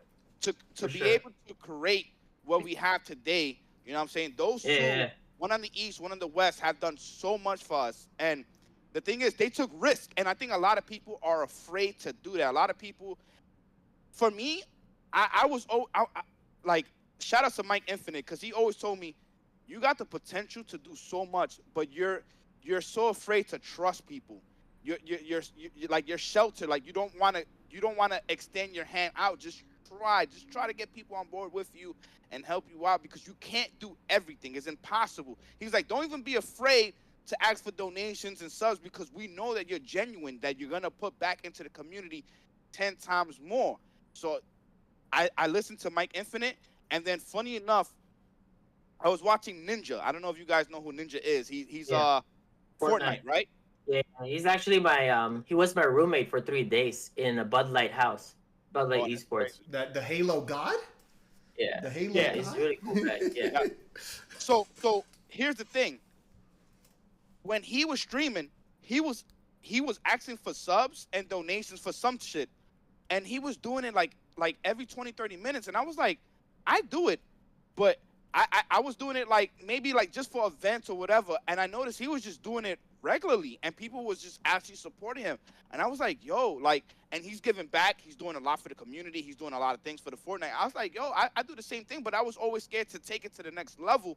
And I said, you know what? Fuck it. If I sound like a broken record or whatever, you know, I hope people can deal with that. But if, you know, people understand that it's for the greater good for the FGC. Well, absolutely, dude. You support. It's kind of like you support me, then I'll support you. You know, kind of like that. You know, you're doing so much work, bro. You're opening your house. You're streaming fucking long hours, different games, hosting events. At least they can do is sub to your channel and at least show some a little bit of support to make your life easier. Because that shit's definitely not easy. Shout outs to the real TOs that make it happen. Yeah. Like, anyway, so we need to make things happen, and that's what I'm gonna try to do one day. You know, hopefully that all works out. Freaking Bum, obviously, man. Like I said, if you want to stay in, you could chime in for this next topic. But of course, I want to hear something from him, and then I want to chime in, and then I'll leave. All right. That means I might be here another hour though. But go ahead.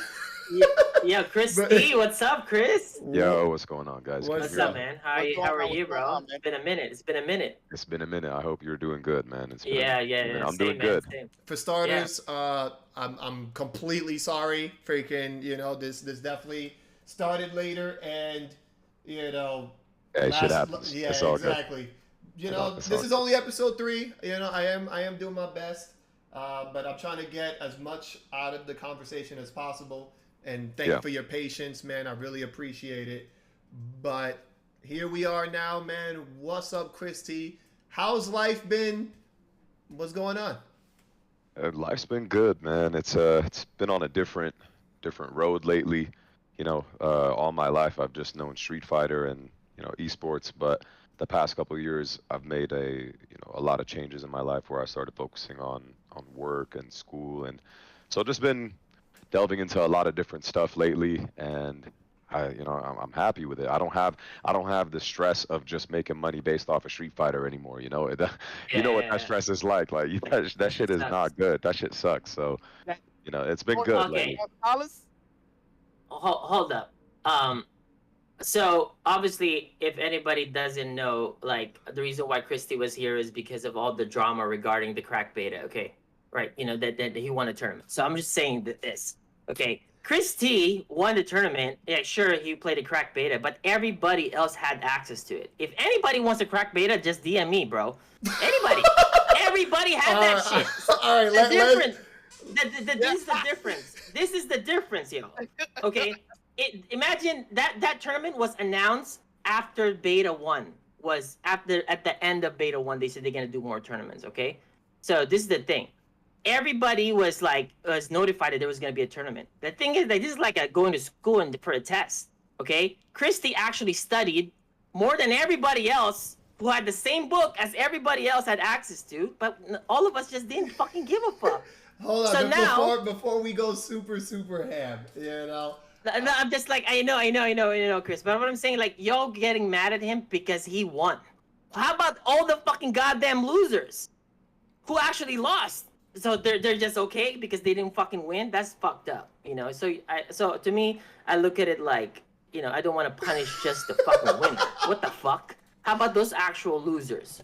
You know, that's not. You know, I'm saying everybody had access to it, and also it's a beta tournament, so people shouldn't be getting too sensitive. I mean, everybody gets too extra sensitive nowadays, but I mean that's just too fucking small to get sensitive about. Just saying. It is super ham, right? But, you know, obviously the cat's out of the goddamn bag. But, so for starters, right? So we talk about Street Fighter 6. Yeah. How do you like Ken? Well, I think right now I really like Ken because he gives me more of Street Fighter 4 Ken vibes. And I really liked Street Fighter 4 Ken. I wasn't a fan of how Street Fighter 5 Ken forced you to play Ken. I always like more neutral control and, you know, low forward fireball, that type of shit. And I really like how Ken's design is right now in Street Fighter 6. I think they did a really good job of making him fun, but also having that neutral buttons, the low forward, stand, medium kick, roundhouse is a good button again. Like, I really like pressing roundhouse with Ken, and that hasn't happened since, what, Third Strike? Street Fighter 4 Ken's roundhouse, it was good, but nobody really used it like that. But in this game, it's definitely viable. Use it for whip punishes and stuff. I really like the direction of Ken. I mean, just from the way that he looks, the style, and he plays more of a traditional Shoto style in this game, and that is something that I really like. All right. So obviously there were 4 tournaments this weekend. You won all 4. Now, congratulations. Exactly. Now, I'm gonna be the first to say congratulations, right? Because coming from playing you in the first beta, I definitely was like, this guy is the man to beat. And if you guys who watched my streams or anybody else who played ChrisG, my man's was going super ham, and he was bodying everybody. Bro, this is the thing, right? He kind of got lucked out. The fact that ChrisG got his character in the first 8 characters. Okay, I'm telling you, Chris, I'm telling you this, all right? Okay, the only reason why I haven't touched the goddamn game is because Dawson's not in it. Dawson's not there. Absolutely. I put this on my grandma. I had the crack beta for so long. I never played a single person. I've touched it for literally 2 hours total. I put it on my grandmother. I'm just saying, but if I had Dawson, bro, you wouldn't be winning all 4 of them. You'd probably win 1. I'm just saying, what I'm saying, like, ChrisG is so good in Street Fighter. I always know that I'm not gonna hate on what he just did and accomplished. I think for winning the tournament, it's because he don't want to play Street Fighter 5, okay? But he loves Street Fighter in general. So, but then there's a new Street Fighter that came out. I can't fault him or blame him for playing a game that he actually wants to play. So he is extremely passionate about the series. So, and he has his characters. So there you go. Plus, ChrisG, let's go back. Like, ChrisG is one of the top American players. It's not like he's some bum who just fucking got like a random, like, a crack beta and then he just start beating people. He's always been very consistent. He's one of the top Street Fighter guys in the country. So so to me, this shouldn't even be a news, but I guess nowadays everything's news. This shouldn't be news. Yeah, everything is news. Yeah. For those who don't know about ChrisG, he is the Ken player to the point where people called him. I'm not gonna mention who, but somebody called him that random Ken player. So right now he's gone from Street Fighter 4 Ken to Street Fighter 5 Ken to now Street Fighter 6 Ken, right? Mm-hmm. Now, the reason why ChrisG is here is because people were complaining that his 4 beta wins aren't legit, right? Let's start with that. Now, now, according to the internet, he's only won because he's been playing the cracked beta for months. And according to people, hundreds of hours. So, obviously, the first official question is, have you been playing the cracked beta? And if so, have you actually been playing hundreds of hours? Honestly, man, like, I think it's not a big deal as what people began making it into. Like, it was well known that everybody had access to the beta, and people were acting like people were acting like I was inputting Grand Theft Auto cheat codes with Ken in the tournament. Like you could watch the replays. The beta 2 tech that was coming out on Twitter for Ken during the beta 2 weekend, there was a lot of tech that was coming out. I wasn't even doing none of that. I was doing beta 1 mix-ups and sometimes didn't even do optimal combos, you know? Like you would think if I had over that many hours on a cracked version of the game, that I would have discovered all this tech and I would have done all of them for my advantage. Like I was doing basic shit that was discovered in the first hour of the actual beta being released. So I'm thinking like, what is all of this? Like, I don't understand it, you know? So that's what I got to say about that, man. I think people are just tripping for no reason. It's called them bitches. It's called them bitches. Just call it back, call it. It's like, dude, complaining about whoever won the tournament. As the tournament's done, just move forward and then try to beat Chris in the next tournament. That's it. Man, what the fuck, dude? It's just so crazy. To me, I find the craziest thing because, you know, if you look back, as Chris T just mentioned, if you look back at the footage, you could definitely see somebody stick out a button and Chris T does low forward, dash forward, fierce, dash forward, like, obviously his reactions are legendary. He has some of the best reactions in the game. Most, if not all, of what he was doing was common knowledge by the first beta. And most of what he was doing to win this stuff was stuff he was already doing to me. So now the interesting thing, right? And before I get on to the reason I'm even talking about this topic, right? And the status that I made, how do you feel, right, with people saying that you had an unfair advantage? What do you think about that? I don't know, man. Like, I just feel like people were just saying anything at that point in order to not be upset. Like, you know how sometimes you give yourself comfort logic after you lose a tournament? Like, we've all done that. We've all given ourselves comfort logic after a certain point. But I just didn't understand why that much was being said when every stream was practically, oh, this is just a beta, we're all having fun, blah blah blah. And I'm like, yeah, it's just a beta. We're here to show off what Street Fighter 6 could potentially look like. Like, it's a good thing that people are showcasing how sick this game is already. And it went from it being like a fun thing to just this complete different type of energy that was being thrown on there. Like, it went from people in the chat and everybody being like, oh shit, like, you know, Chris is playing really good right now, to like, oh yeah, this guy's this and that. And it just completely flipped to a 180. And that's what I didn't like about it, because I'm like, I thought this was supposed to be a beta, like we're all having fun. Like, people were acting like I made $250,000 off of those wins. Like, I didn't win Capcom Cup, bro. I won a little bit of money, yes, but not enough for that type of drama to escalate from it. Like, I'm not one to be on Twitter all day and talk about drama and back and forth. I'm barely on Twitter. If I'm ever on Twitter, I'm literally just tweeting about Street Fighter 6 now. You know, I stopped all of those tweets because everybody just be on Twitter just for drama. Like, I'm not fucking with that, you know? I just don't like how it shifted to that type of energy. You know what you did was actually so small compared to what I did, because like MVCI came out, right? And everybody was saying like I had early access, which fucking I do, duh. Like, but you know, the SoCal guys didn't complain. You know why? Because they had early access too.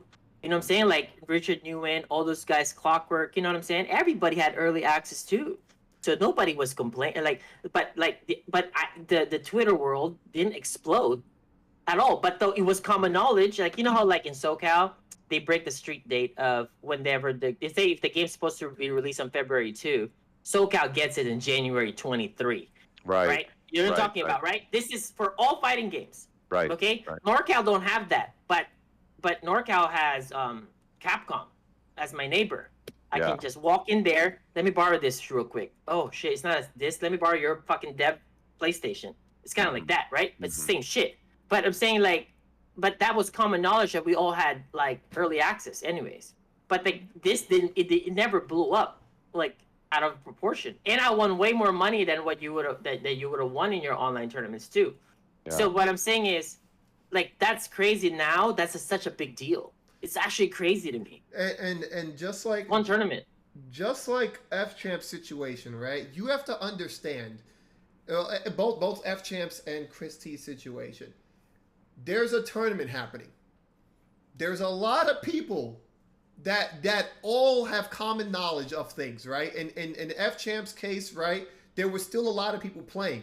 And if you check the results of top 8, top 16, you will notice some names that had the same knowledge in the same amount of time as the others, right? In ChrisG's case, everyone is swearing that they didn't play the beta. Everyone is swearing. Now, you have to even understand further than that. Most people, right, for starters, it's a closed beta. It's a closed beta that not everybody already had access to. If you are on a PC, you automatically have access to it. When it came to me, I didn't even have access to the beta. I had to find a way to put myself in the beta. And guess how I did that? Guess how many other people did that? So in order to even play the beta this weekend, you had to do things in order to play the beta this weekend. Which means so many people had to do what they had to do to even get to play the damn game.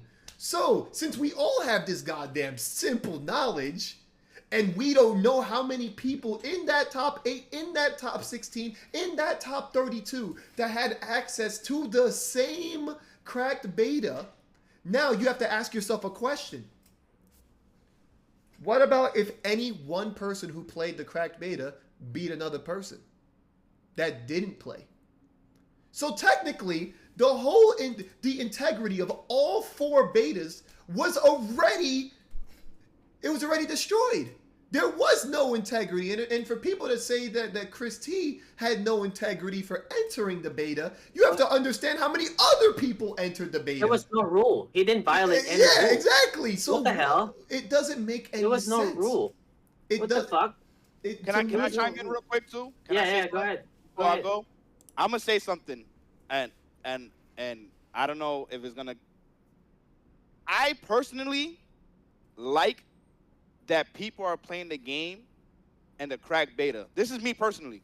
The reason being is because the more people play, the more shit that they get to figure out, right? So they can take the game to the highest of levels extremely quick. This also allows Capcom on the low or on the high to make adjustments accordingly to what they see. So for example, people are like, yo, Gaio's too much. That gives them time to actually tone down Gaio. Drive impact is too crazy. They're flying to the wall from half screen. That allows them to adjust the game.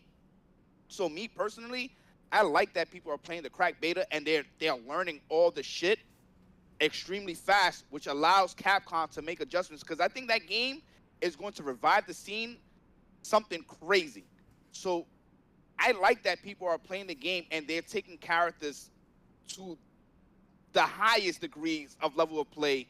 Yeah. You know, as opposed to people just playing for a day and then Capcom is just like, oh, well, we just fixing the online. But with this, they get to fix the online. They get to tone down the characters or buff the characters accordingly to what they see. So I think the TOs that hosted the tournaments, thank you for that. The TOs that put the money into the tournaments, thank you for that. And the players that enter the tournaments, especially the ones that play the crack beta, thank you for that, because that allows Capcom to make the adjustments so that way we can have an amazing game when it comes out. So shout out to everybody that was involved. Yeah, that's fucking perfect. Yeah, that's just great. Yep. Now you know what's funny about all that, right? So if I read the status that I made, right, and this is when I contacted ChrisG, right?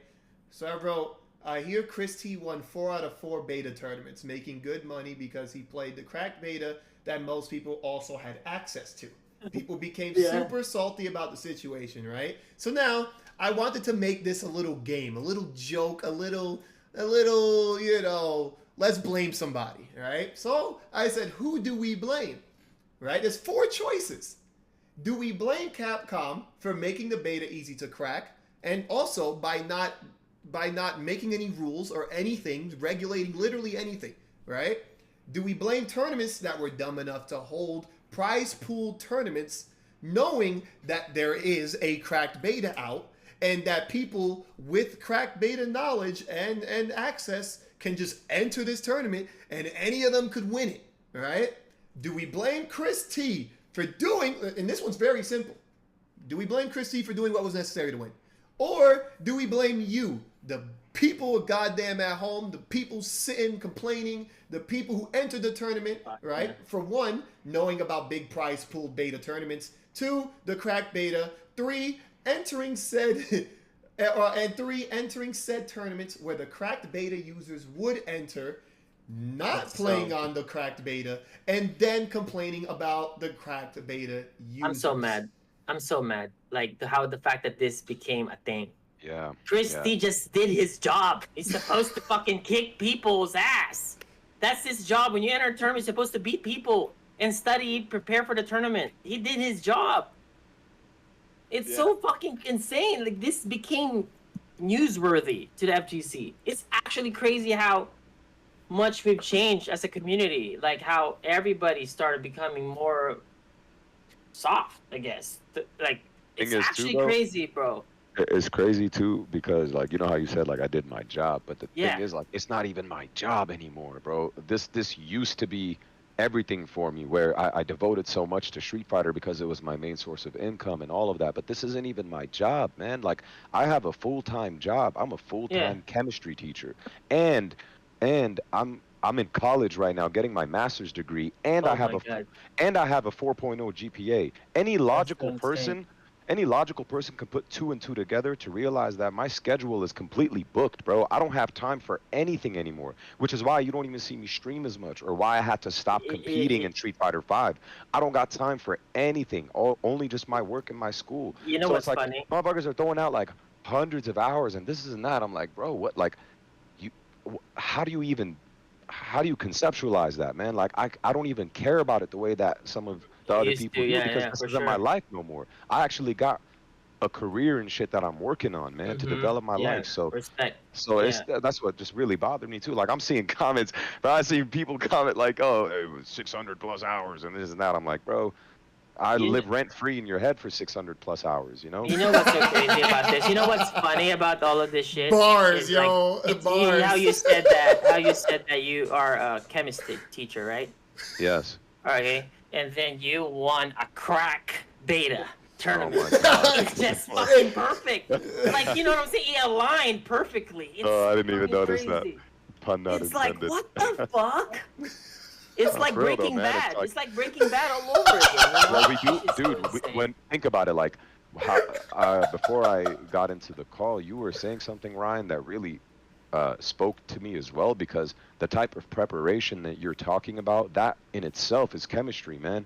Like, you are really delving deep into the preparation as a player, and that is something that I have to do as well. And it's part of the process of being a professional player that I love. Like, I love studying my losses, and I love being able to wake up early, and I know that I have to practice for an hour. I know that I got to walk a little bit to get my blood flow going, to get in the zone mentally. For sure. There's so much shit that you have to do as a player to expect yourself to perform at the level that you want to perform in, you know? And that just made me think about like chemistry as well, because with chemistry, we always got to break shit down to its, you know, to the atomic level, and that's literally going to the atomic level of how to win.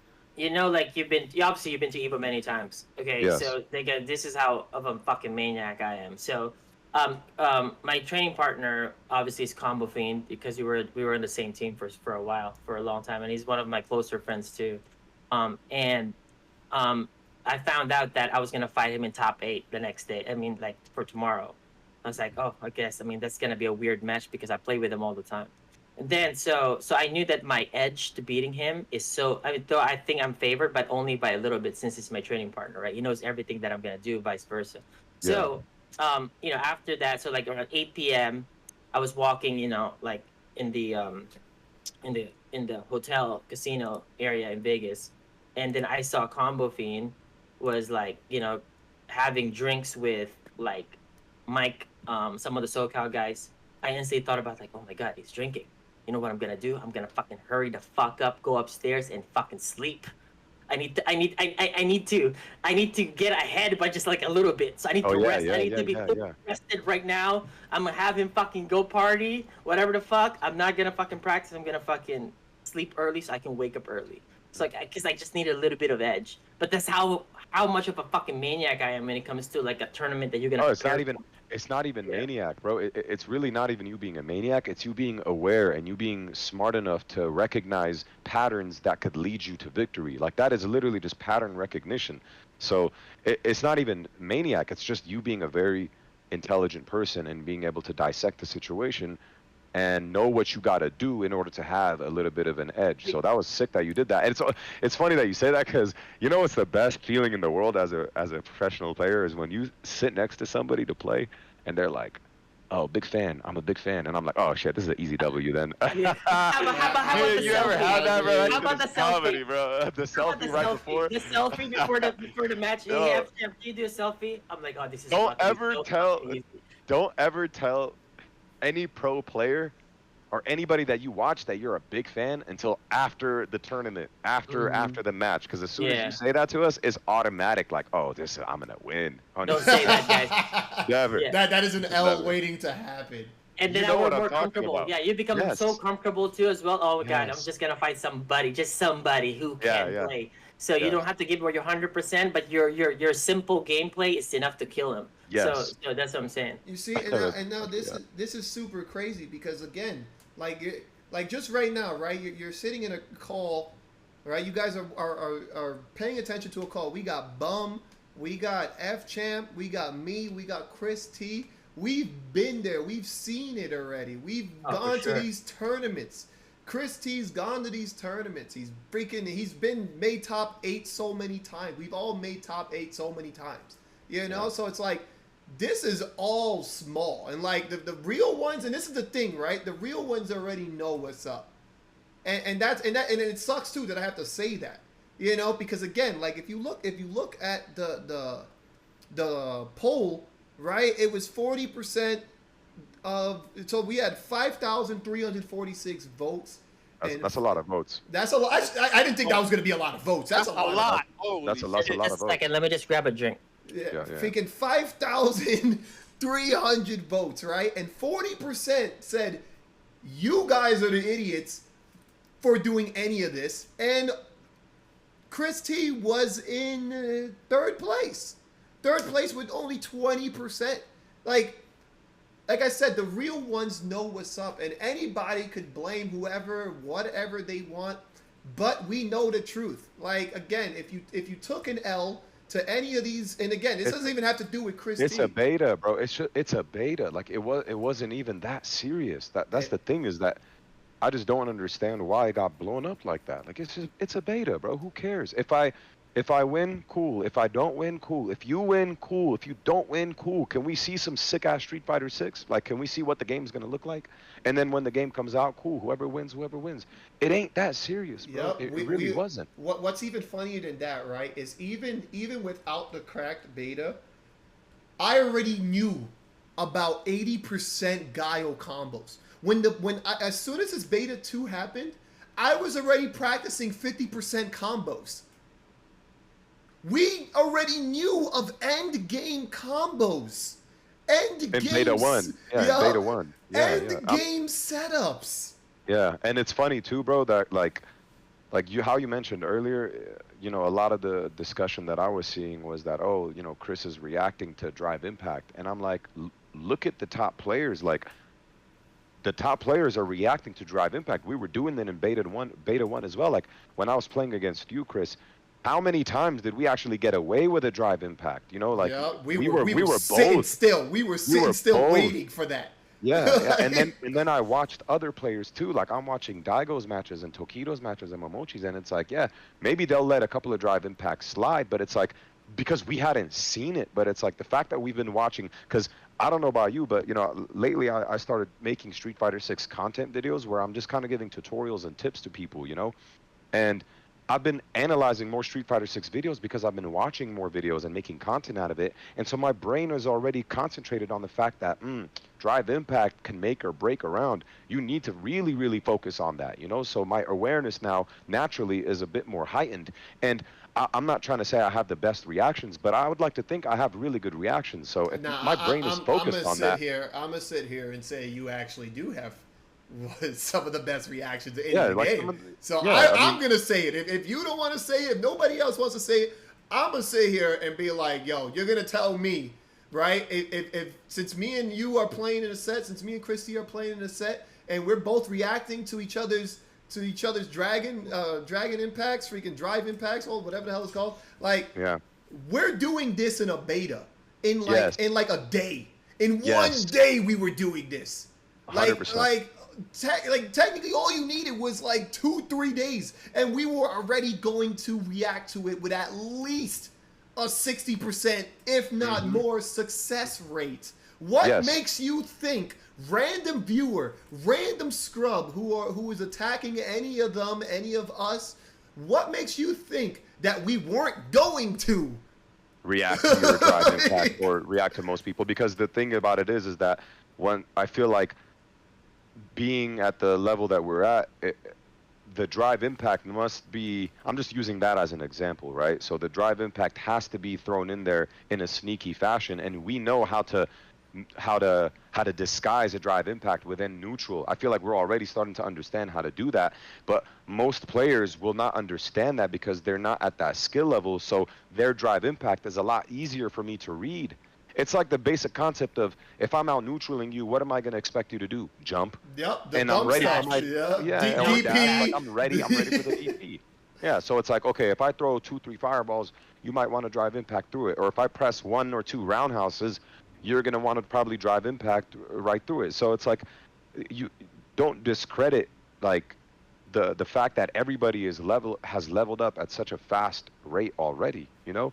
And it's a good thing that the game is difficult. The game is difficult, but it's also easy enough where we're able to pick it up as fast as we are, you know? I just think that all of that shit should have been celebrated. We saw really good Street Fighter 6, man. And, I was happy, man. It was so happy. good. And then it just went to just this another FGC drama. Like, I don't got time for that shit, bro. I got work tomorrow morning, you know? Bro, I don't got time. The negativity that just happened to the community, how they're just so easy now to be like extra little bitches. I can't just say little bitches, it has to be extra. Because at this point, it can literally be anything, and motherfuckers would just blow a gasket. We'll blow it up, like instantly. I'm like, why? Holy fucking Christ, dude. Why? It's actually crazy to me. We've Extra come little into bitches. an age where anything is newsworthy. Anything. And it's like, and then now since Twitter has become like this thing where if you are the first person to talk about it, if you're the first person to cry about it, like, you just might be the guy that gets 100 more like followers and stuff like that. And it's crazy, and that's all it takes, and that's all people need. Oh snap, yo, did you hear? ChrisG might or might not have, including about fourth of the tournament, played the crack beta, but ChrisG won. So you know what we're gonna do? We're gonna complain about it, get our engagement up, and then we're gonna be set. Let me just say example, okay? Okay, let's say ChrisG didn't win and Daigo won, or Takedo. What do you think is gonna happen? Oh, Daigo is the great. Everybody will be sucking his dick. Everybody. Okay? Everybody will be on their knees sucking his goddamn dick. That's what the fuck's gonna happen to this stupid fucking fighting game community, okay? That's what's gonna happen. But since ChrisG won, we got some drama. But if Daigo or any other Japanese player fucking wins the whole shit, everybody's like, oh my fucking god. Let me kneel the fuck down. It's funny that you say that. I was gonna say that. No, 100%, dude. It's funny that you mentioned that, bro, because think about it, man. Like I got nothing against Daigo. I love Daigo. Like, I was on his team, you know? Absolutely. No. But here's the thing. It's like, can we talk about like the past history of the FGC where Japan had Street Fighter 4 like almost a year before, 8 months before we had it, and that was like that was a very difficult thing to deal with. And then also for Tekken, there was testers and arcades that had it before America did. So it's like, this has been in the FGC for so long, and people were actually out there winning majors, Evos. I won beta tournaments. You know. Let me say a quick story. Crazy. It's so crazy, insane, man. It's like, I would never try to take any W from somebody, bro, ever. I would never try to take any W from somebody, because you still had to have the mental capacity to win. And I respect, like, I got no time to hate, bro. Successful people, like, I don't have time to just to spread that Move type the of fuck energy, on. man. I just Yeah. want to be positive with people. I try to treat everybody with respect and positivity, and that's Dude. all I gotta say, And man. the thing is, Chris, you're one of the nicest guys for sure, and you're like so positive. And then for some reason, they just picked on you. It's so crazy to me. So that means you could be like a goddamn saint, but if you win a fucking beta tournament, it don't fucking matter. It don't matter, man. It don't matter. You're fucked. Yeah. The Yep. community now gonna come up with some new stories I for mean, you. It's actually like- crazy. Think about it, right? I mean, like right now, there's three villains, three enemies of the state in this stream, right? And even to a certain degree, Bum. When a lot of people were mentioning Bum and how he runs his tournaments and how quote unquote ghetto he was, you know, and the things that he was doing, they were saying a lot of stuff. But guess what? Summertime, I was the enemy for sure. Yeah. Summertime, I was the enemy. But guess 100%. what? He didn't care. He did his stuff and created greatness. He made big giant pop bonuses to the point where even Europe doesn't want to stay in Europe. Like, Oh yeah, that's godlike. That's hella Yeah, godlike. I mean, he did an amazing job for sure, man. Nobody ever gonna do You know, that. so it's like to me, we're already enemies no matter what we do. Unless we're out here freaking saving cats and trees, like anything Even we then, do. bro. Even then, it's even then. It's like, you, myself, Champ. Like, we're not strangers to criticism. You know, we've been in the community for a very, very long time. And we've all faced that type of criticism and just hatred for no reason. Like you've dealt with haters all your that. life, and I That's love just that, great. bro. That's I just love great. it, and it's crazy to me because like it's funny. I had just made like content, and this guy had commented like, "Bro, like you're never gonna win anything or whatever," and it's like, damn, here we go. I love it. Like, thank you for giving me that. Thank you. I needed that. Motivation, baby. Yes, That's great. I needed that. Like Give it your to me, dude. hatred Yeah. fuels it, bro. And Awesome. at the end of the day, man, look, I got nothing but love for people. I only try to spread positivity, and I'm just trying to have some fun playing Ken, man. I love playing Ken. Yeah. I just want to play Street Fighter, and I gotta go to work. You know, like I gotta wake up and I gotta go to work. But You're playing your hobby, bro. What the Yeah, fuck, that man? You're ass. playing a video game, and it's for some reason now all of a sudden it's a big fucking deal. You know what I'm finding interesting is that so Chris T, right? He won the 4 tournaments. Obviously, that is, regardless of what you say, that's pretty damn impressive. All right. Yes. Now, 100%. that regardless, pretty damn Yes. impressive. Now Yeah, the thing that's is that fucking good. So my man's Chris T is here, and he's just the fact that everyone's hating on him, right? Now, obviously, if everybody was hating on me, you know, I might be like, you know what, screw you guys, right? Champ would probably be like, F you guys, I won. I don't give a damn, right? Yeah. Bum, I don't even bum. Like, suck my dick, Ultra David. I would probably say that. Like, you know what I mean? But the crazy thing is that Chris T is really just going, I still love you though. Hey. That's He won fair and square. ridiculous. That's ridiculous. Bro, that's- My man is bro, still saying I That's love fair you. and square. A nice He guy. won fair and square. You a nice guy. I would have said some crazy ass shit. Yeah, exactly. Not on that. Don't let me win the beta. No, okay. You know what, man? Like, I found that, like, just, I don't want to make it a bigger deal, but just to use that as an example, but I just feel like forgiving people and just saying that you love them and just being cool, that gives me peace at the end of the night, bro. I don't want to hold on to that type of negativity. I don't want to hold on to that type of energy. If I can go to bed at night with peace in my mind and I could just sleep better and I can have a beautiful day the next day and move on with my life, bro. If whoever is upset at me, if they're upset at me, then, you know, it is what it is. And I wish you nothing but success, bro. But I'm going to say that to you because that gives me peace. I'm not doing it for you. I'm doing it for myself. Yeah. Damn, yo, You know? my man's a Yeah, poet. He is fuck poet. these motherfuckers, dude. Fuck all of them. They're just a bunch of bums, dude. They have access to and they still suck. They Like, still you know what I suck. mean? The good thing though is that, you know, a lot of people, from what I've been seeing, a lot of people have been now, I guess, quote unquote, siding with me. And, you know, seeing Chris's tweet, all those people voted and a lot of the percentages wasn't against me. I feel like people are starting to be like, yeah, maybe this was a bit blown out of proportion and it is what it is, you know. But, you know, you're obviously going to have your trolls and you're obviously going to have some people. That shit don't bother me the way that it used to anymore, man. You just got to you know, I'm addressing it now because Chris approached me about it, and I just felt like it wouldn't hurt me if I just address it one time and just let everybody know where my stance is on it. But Yeah. like I said, I'm excited for Street Fighter 6, man. I can't wait for it to come out. If Capcom is continuing to head in this direction, then I got nothing but support and love for them because they are killing it right now, Oh, and I absolutely. really It's think amazing. I Yeah. think that their game's direction is headed in the right place. So I hope Capcom continues Yeah, to they're doing a make great job. improvements to the game, and I'm looking forward to playing it. You know, like I won't be able to compete as much anymore, but I do still want to be able to compete in some tournaments when I have some time. You know, and I'm excited for when that day happens. No, for sure, man. Damn, But that, thanks for that was having me on, good. bro. Of course, I that, think you that might was win good. Evo, dude. Yeah, that Look, was good. And again, you have the skill and like, man. Yeah, definitely have skill. Like, okay, this is the thing, Chris.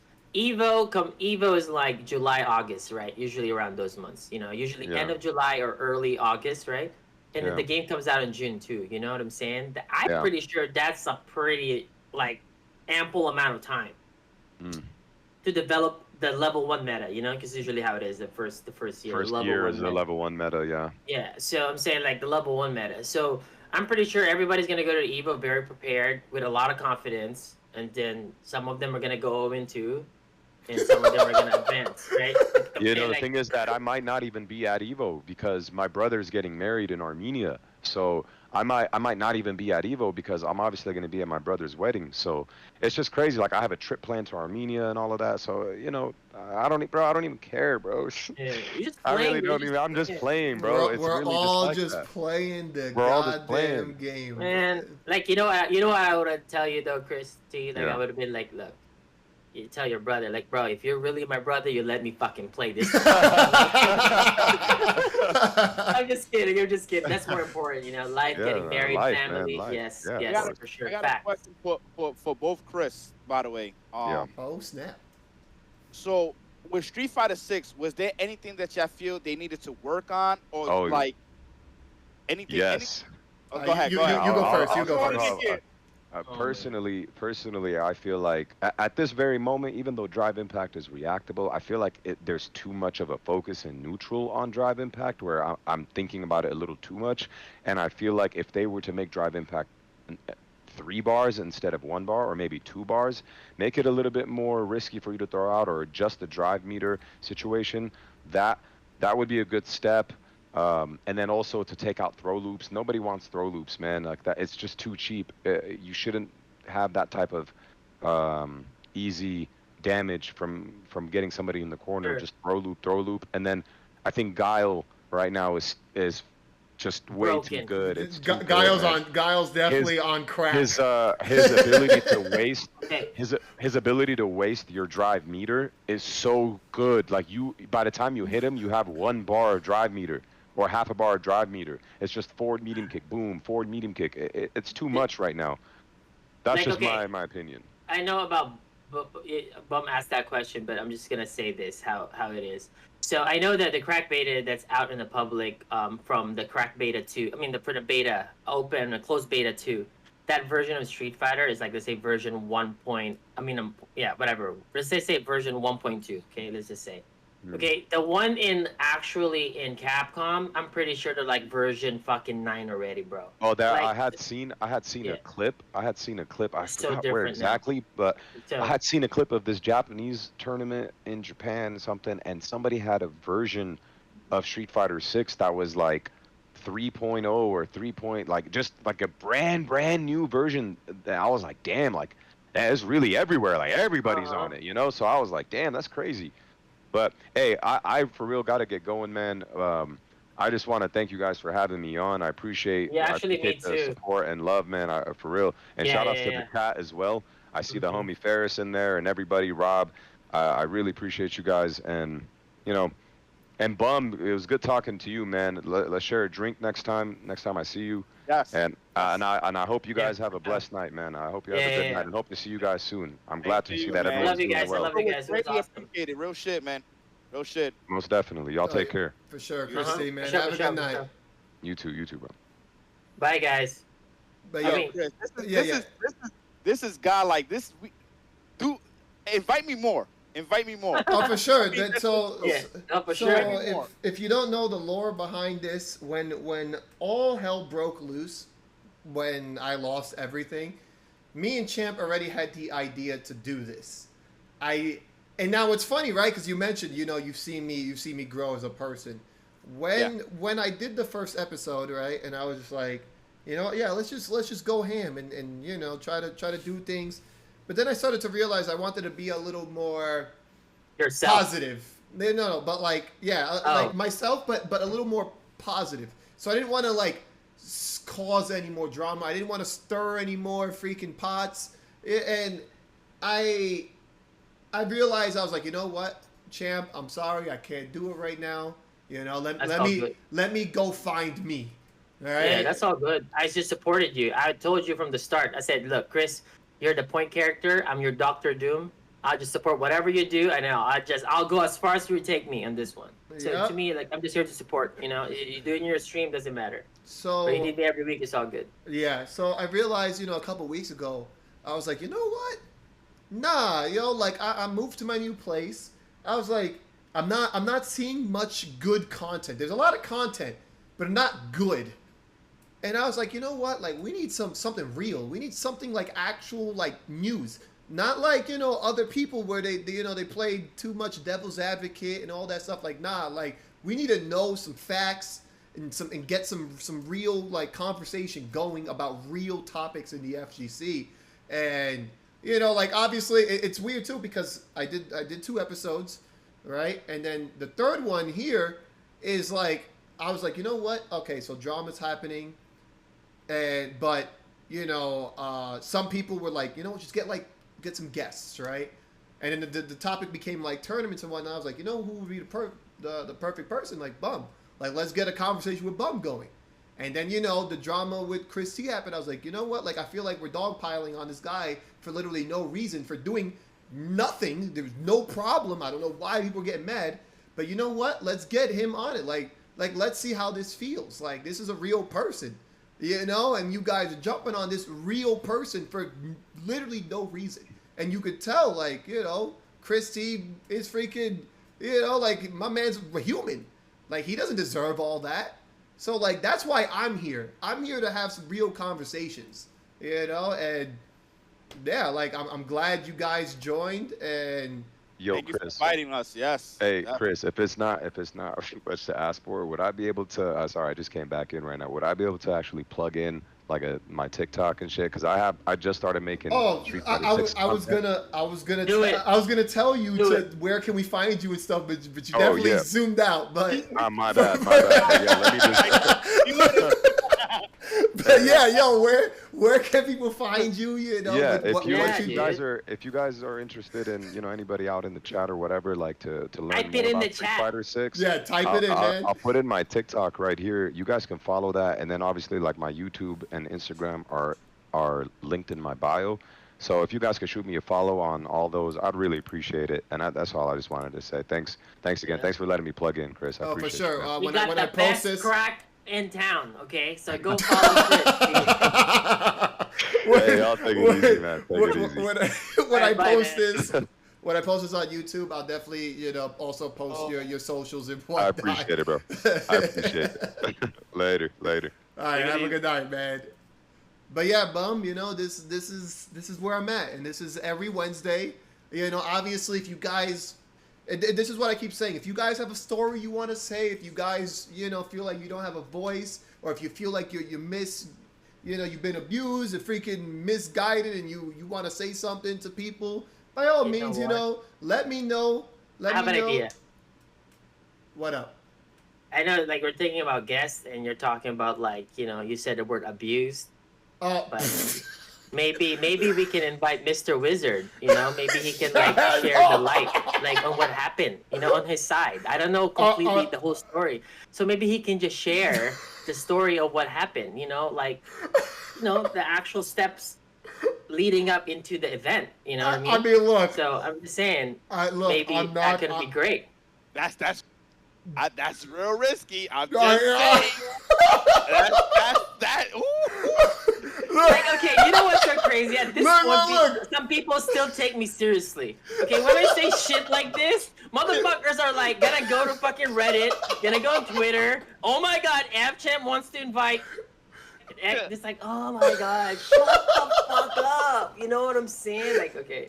You know, some I people was gonna just take kidding. that shit serious though. They Oh, gonna be I'm like, sure, yo. Because absolutely. Mr. Wizard is gonna hit me up. He's like, look, Chris, I know we had our problems in the past, but how about I give you a McRib? yeah. He'd be like, can I jump on the call? You know, I'm telling you, I'm innocent. Oh, bro. But no, look, on the real though, what like people that I wouldn't mind on, you know, that is obviously controversial, you know, would be like Infiltration. Because I feel like, yes, Infiltration did some dumb stuff, but it's not the end of the world for him. It, like, obviously, you know, I feel like we could have a decent It might be hard, conversation. though. It might be hard because of language barrier. Oh no, we would have to obviously get a translator to make it easier. Yeah, for sure. But so him, you know, low tier god. If low tier god ever wants to jump on, you know, That guy is so nice. You have yo, God. you know what's so crazy? Low tier god, I met him in real life. He's actually nothing like whatever you guys see him in. It's so weird. It's actually really he's weird. So nice. He's so fucking nice. Like I'm telling y'all, like he's a real dude. Like I swear, he's actually legit. So that guy's really cool. So I'm just letting y'all know whatever you guys see on YouTube and whatever content that he makes and produces, and like he's not really like that, like, you know. So don't hate on him. You know, the man is doing his thing. He's building the character that he needs to build for his brand. It's So working. respect that. Honestly, like if it works, you know, you don't need to change it. Like and he has kind of dialed back. Like, yes, he's still ridiculous when it comes to that type of stuff, but it's not like super duper ham. You know what I mean? And so yeah, like him, freaking bring on Gutex. I don't mind Gutex coming on, no matter what you freaking think of him. Even if, and again, like this isn't just like controversial people. Like if Mike Ross wants to jump on and have a conversation, by all means, Mike Ross, jump on. You know, Bum, if you want to come on again, you know, if you have any like topic discussions and you want to talk about, even if you want to promote, you know, your tournaments and whatnot, right? Just Anything, yeah. like for sure, just jump on, let me know, you know, and again, we could just get a conversation going. Yeah, that's fun, man. To me, the importance of keeping shit real is something that doesn't happen too often in the FGC, and it's like it's a bit tiring, including that all of us have tons of experience. You guys have way more tournament experience, right? And then I have the TO experience. And the thing is, I feel like this podcast for today was really good because people are able to listen in from the experiences from the different people, from Chris T and the Beta Crack, FChamp, and what's going on with him, and the return Street Fighter 6 FChamp, right? Yeah, for sure. It's gonna be fucking great. I want to Watch see the this shit. return. We need a fucking villain in this shit, man. I'm That shit tired would of be this so soft good. ass shit. I can't wait for the first pop off too. Yeah. I'm like, My you know, man, like he's you gonna say- have a whole because, speech like, ready. Like I was already thinking like, okay, you know what? You've been a bum while I was playing, and you're still a bum when I wasn't playing, and right now you're even more of a bum. Now when I came back after 3 years, like, you know, the amount of kind of like pop-offs that I can generate in that particular moment, you know, fueled with emotions, it's like, it's gonna be so fucking good. You know what I mean? Like, or like, it's like I mean, I know you can't do this, but it would be nice, like, let's say you fight, like, let's say, for example, like like a pro player that has a hitbox, and then all of a sudden you still own his ass, like 10-0, you go ahead and, you know, give him a pad instead, and then unplug his controller, and then fucking throw it away across the stage. Can you imagine how much hits you're gonna have? Can you imagine the amount of fucking attention that event, the story, the I whole mean, storyline is gonna be I would so be talking fucking about insane. it for weeks to come. For weeks, for sure. It But, would be like- as legendary as Sanford throwing that stick on the ground. Yeah, exactly. But I just need to have a common ground somewhere in between that you can't get completely banned or suspended, whatever. But then somewhere like add a little bit more entertaining, you know, or like Yeah. maybe notify the TO. No, if I whoop this guy's ass, I'm gonna throw his controller. Okay, let you know. Yeah, kind of like that. Like, right you know, now, my brain, I'm throwing that shit. yeah. So it's gonna be great. Like, you know, just add a little bit of story. Even if you actually like You plan told it him, yo, ahead. yeah, exactly, Yeah. yo, I'm gonna throw you Yeah. a stick, yo. Like, If I just give you, for show. if I Even give you like everybody was in it. $200. No, even if everybody was in it, like just for the show, just to promote FGC in general, just spark some rivalry, you know, just to fuel something in the community. Like it doesn't have to be super real. Like I'm saying, like it could just be a show or something like that. It would have been fucking awesome, you know, as long as it looks mad authentic. Actually, I'm no, saying, hold like, on, real quick though. Speaking of tournaments, you know when I knew things were going south. All right, so this past CEO, this was gonna be like one of the first times I ever came out with an entrance, right? Because I already had the belt, right? I had the Marvel belt. I had the medal. I wanted to come out to Kurt Angle, and I was like, dog, I wanted to see, you know, everybody just say you suck, and they told me I could do it, and then literally the morning of, they're like, yo, Chris, you can't do it, and I was like, Oh, are you for real? Yeah, like they were like, yeah, we can't. So we were. who said that? Who said that? It was Jabali and them. So what happened was, it was going to be okay, but then they had to mute the stream, which is fine. So like the people, like you could record it at least, and you could post it later, right? But they had to mute the stream while I come out in Kurt Angle like gear. But You suck. no, the song. Yeah. So yeah, so. Oh yeah, makes sense. You But, can't have the music. but that's the You thing. don't have the- They said it was okay because then they could just No. mute the stream and then play it later, right? But no, they can't play that music at all on the stream because they don't have the license. no, for but that. So that's what I mean. They were gonna mute the stream so that you can't hear the song. But Yeah, then exactly. post the actual entrance like on YouTube and stuff, right? Because Yes, you can still do that's that. how you can do it. Yep. Yeah, like that. Yes. So I not did- live. Yep. So, you know, I went to sleep and I was like, yo, dog, I'm going to get the tank top. Oh, I'm going to come up and I'm going to look like the dumbest, cockiest person ever. I was so hype and ready. But then when he said no, I was like, dog, tournaments suck. Yeah. Like you actually killed. Oh, okay. I'm gonna share a Oh. story. Oh, Okay. motivation. Like, I remember- was so salty. Remember, like CEO, I think in 2013, I think or 14, somewhere around that. I think 13 or 14, one of those. I was top 8 in Marvel, and they're talking about like, you know, those amazing entrances. You know, you get, you know, whatever. So I was thinking like, fuck, I don't know what kind of entrance I'm gonna do. It's like, so I talked to my manager. I was like, can we bring like, because like, you know how like people come into the stage, you know, in the walkway with like a bunch of different people, they're getting carried, right? Yeah. They're getting carried, right? You know what I'm saying? It's like, so kind of like, okay, I guess it's a standard, but I was thinking like something more dramatic in like more controversy, right?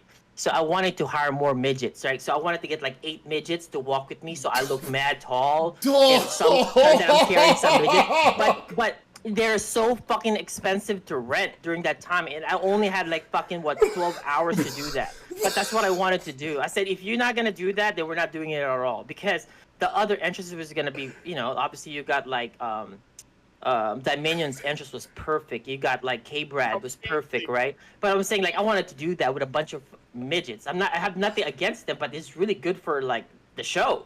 You know what I'm saying? Just for the show. But fuck, man, it's really expensive. But if you guys got some contacts, let your boy know. I will hire. You know what I'm saying? Like if you guys got some connects, you know what I'm saying? Like one of these random top 8s, I'm gonna walk in.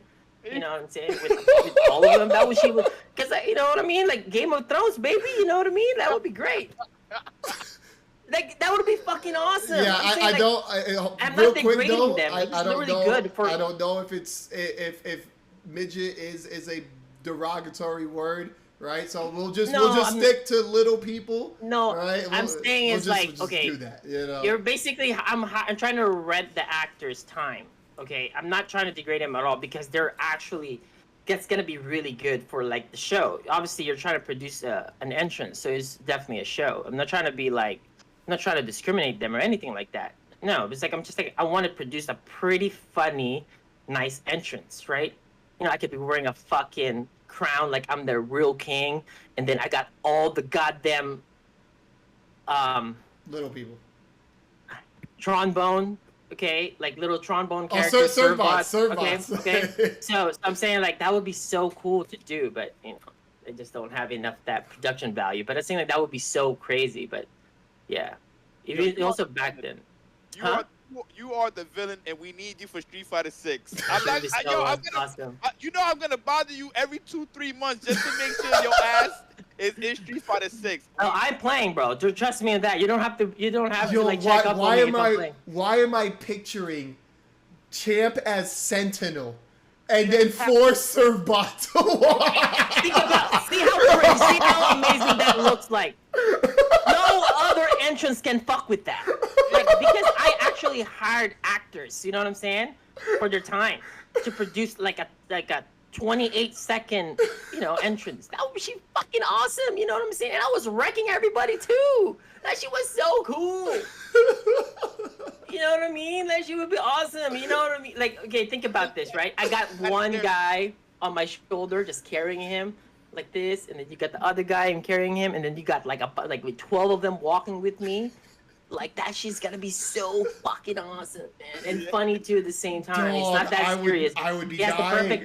It has the perfect balance. Like, it has the perfect balance. It looks a little bit like bad, a little bit, but it looks a little bit funny as well, and it looks a little bit more prepared and awesome at the same time. It has a lot of charisma as well. So the feeling of the audience is gonna be a little bit more mixed.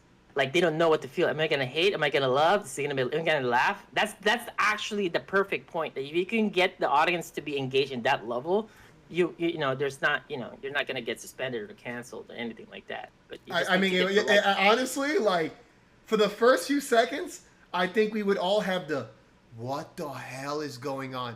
But if it's crazy too, because as it goes on, people are just gonna start laughing and stuff like that. But especially if you get like the lore, like, yeah, I paid these people to come out with me. Like, that would be like OD. It's like, oh snap, like, okay, well, goddamn, like, that was as official as humanly possible. Like, who could get mad at that? You know what I'm saying? Yeah. Something different too. Absolutely. Yeah, and that's when I knew. That's when I knew. I was like, oh man, like, something needs to change. Like, I can't do the thing that I wanted to do. Like, you really stopped me, and I was like prepared. And it sucks. It really sucks too, because it's like, what is the point of CEO? Yeah. What is the point of CEO? And the wrestling ring. The wrestling ring, and you can't even wrestle. Like, yeah. And right then and there, I was like, all right, this is over, because then they were like, all right, what song do you want to use? And then people were salty that I chose the Dreamland song, and I was like, you think I wanted to pick the Dreamland song? It was some last minute shit, yeah. My question is he going back to Daytona? Because I heard that shit is just too problematic. No. Yeah. Oh yeah. I heard about that. He's staying in Daytona for the next couple years. Yep. Yeah, he has a contract there. Oh, let me share like a backstory about the whole KBR thing. Okay, like the famous exhibition that we had at Big E's event, right? Winter Brawl. So obviously I played KBR in the first to 15, whatever, and during that time, I was promoting that heavily because I was in a contract year. You know what I'm saying? I need to produce some splash to get the big bucks. So I was in a contract year. So during that time, I needed to produce a big splash. So I thought about a pretty decent exhibition. So everything that I did there, like pausing the game to get more points, that was all planned and rehearsed already. Like, I already thought I have to do that to add more. I need to, because I know it's gonna be a wash. I'm gonna destroy him. In my mind, right? I'm very confident I'm going to do that. But I want it to be more interesting and more hype in that way to get the audience more engaged, to hate and love me in the same weird way. So I had to do some of those extra antics. I had to think about that. Then I had to ask some of my closest friends, so what do you guys think about this? What if I do this and do that? And it's actually, it paid off. It was great. I'm saying, like, most of the stuff that I did there was like legit, like, it was planned ahead. So just want to let you guys know that was not impromptu. That was like literally planned ahead. That was all like, because the matches you had before, unfortunately, first of all, that matchup was just really hard in general. Yeah, for sure. Yeah, and then like pretty much you want to build more, right? Because Yeah. really, if it's a wash, it's boring. People be like, "Why?" It's a show. Need to. Yep. I'm just gonna leave. It's a show. Yeah, yeah. It's called an exhibition to begin with. So you got to make it a show. It has to be entertaining, right? So if you win the exhibition, and people weren't entertained, then you failed. Like regardless if you win that or not, doesn't matter. There was no money on the line. Since it was a show. It's we a all show. thought you were gonna win. We all knew you were gonna win. Yeah. If you Okay, would but- have just won, then it would have been like boring as hell. Okay, It has well, to be whatever. interesting. And I lost him fair and square in a tournament too, by the way. Like I'm not making any excuses, but like that, my loss in that tournament, that was one of the best things that happened, I think, for Marvel, because that created more drama and hype. That the fact that I lost to KBR after that night, so you can call it karma, but and it sucks that I lost, and I hate that I lost, but there's also benefits for it. The fact that I lost, it created more views, more interest. So in the end, I still won in my heart, though I didn't win. That I like sure in my other side of actuality, me, like being a competitive person, but that created more hype and more drama to the game, which is like so much more insane. So because of all of that, I got like from like I said, 2015, they within that year I got the fucking ridiculous contract, 2016, 2017, and so on. I had ridiculous contracts because of that fucking exhibition. So I'm just saying, like that's kind of like I planted a seed for that time, you know, to basically create more hype. But yeah, I'm hoping and it Street was- Fighter it was 6 smart, too. freaking does that, yo. I want, because again, like Street Fighter 6 coming out and all these games, there's too many games, so there's not enough like true rivalry since people are just kind of playing things. And when it comes to Strive, I mean, damn, any exhibition in Strive would be like paint freaking peeling. Like, oh my god, he Nago'd you to death. Oh no, he happy chaosed you to death. I'm not trying to see an exhibition in that. It's wag as hell. But I'm hoping Street Fighter 6, like, it brings out like some animosity. You know, and I feel like we all want that. We need like, some drama. We need some drama, man. That's what we need, man. We need some. The more drama you have, the more, I mean, eyeballs in your community, in your game, in the streams. Okay, the more you have that, the more sponsors would want to try to invest in the fighting game community. These players with these events, with these teams, within those players. So it all trickles down to how entertaining or how many eyeballs can you have, like, you know, for people to care to watch your exhibitions, you know, or like something, or your matches. That's really important. Like that's how you get the money in general. I feel at least I feel that way, because you know, like obviously you can do it the raw way, which is like winning a tournament, you get all the attention, all these other things, right? For sure. But that's also another element, is that you can win a tournament and you can also do this other shit, which is exhibition, drama, and all these things to bring people in, to make people watch, you know, to create like storylines. And that's something that we don't have right now. We don't have any storylines, right? Like at all. Like not it's even pretty dry. we had Punk versus Idom, but I mean, like, even that's like, all right, come on, it's just now those it's are too the much. best players. Yeah, like, everybody is excited to watch that because those are the two best players, right? So that is already a default. Like people would care if you love Street Fighter, you would watch that because those two are one of the, you know, those two guys are in the top 5 of the best players. So automatically that brings, you know, people like to watch. Yeah. And what I want to say is, those guys. The thing about Guilty Gear Strive is I feel like I like the game, actually. I actually like the game. I feel like it's gotten better through the patches. But the people, the community is just really nice people. Yeah, they're definitely too nice. Right? I just feel like they're just really nice. You know, that's just their persona. I was in a quick story. I was in a room with a bunch of the anime guys, Guilty Gear guys. Jonathan Tenne, you know, freaking Hook, Super Noon, you know, a whole bunch of them, right? So even for me, this is a different crowd, right? I'm like, and everyone's just so like happy-go-lucky and like life is beautiful and like, and I'm just sitting there like, damn, like where's the hate? Like where's the I want to see somebody like freaking swing on somebody, you know, like damn, like, and everyone's like, I'm gonna beat you, you know, I'm gonna beat you, you know. Oh man. Yeah, everything is a little too nice. That's They're kind good of like people. They're good people, but it's yeah, like... there's nothing wrong with good people. It's just in game. It's like, wow, great man. You are a phenomenal player. Like, nah, fuck all that. You suck, dude. Yeah. Shut the fuck up. Right? Like, Yeah. Shut the fuck up. And Hook is just sitting down, like, just playing Spanish music. And I'm like, and like, we're just vibing. You know, there's good vibes. Like, I'm not gonna knock it. You know, there's good vibes, but it's like, damn, like, let's go. Let's start some trouble. Yeah.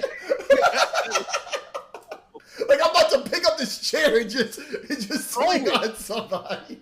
Yeah. That's why I'm hoping Street Fighter in general is a legendary series, right? So my thing is, with that game is gonna bring in. I think I'm gonna be real.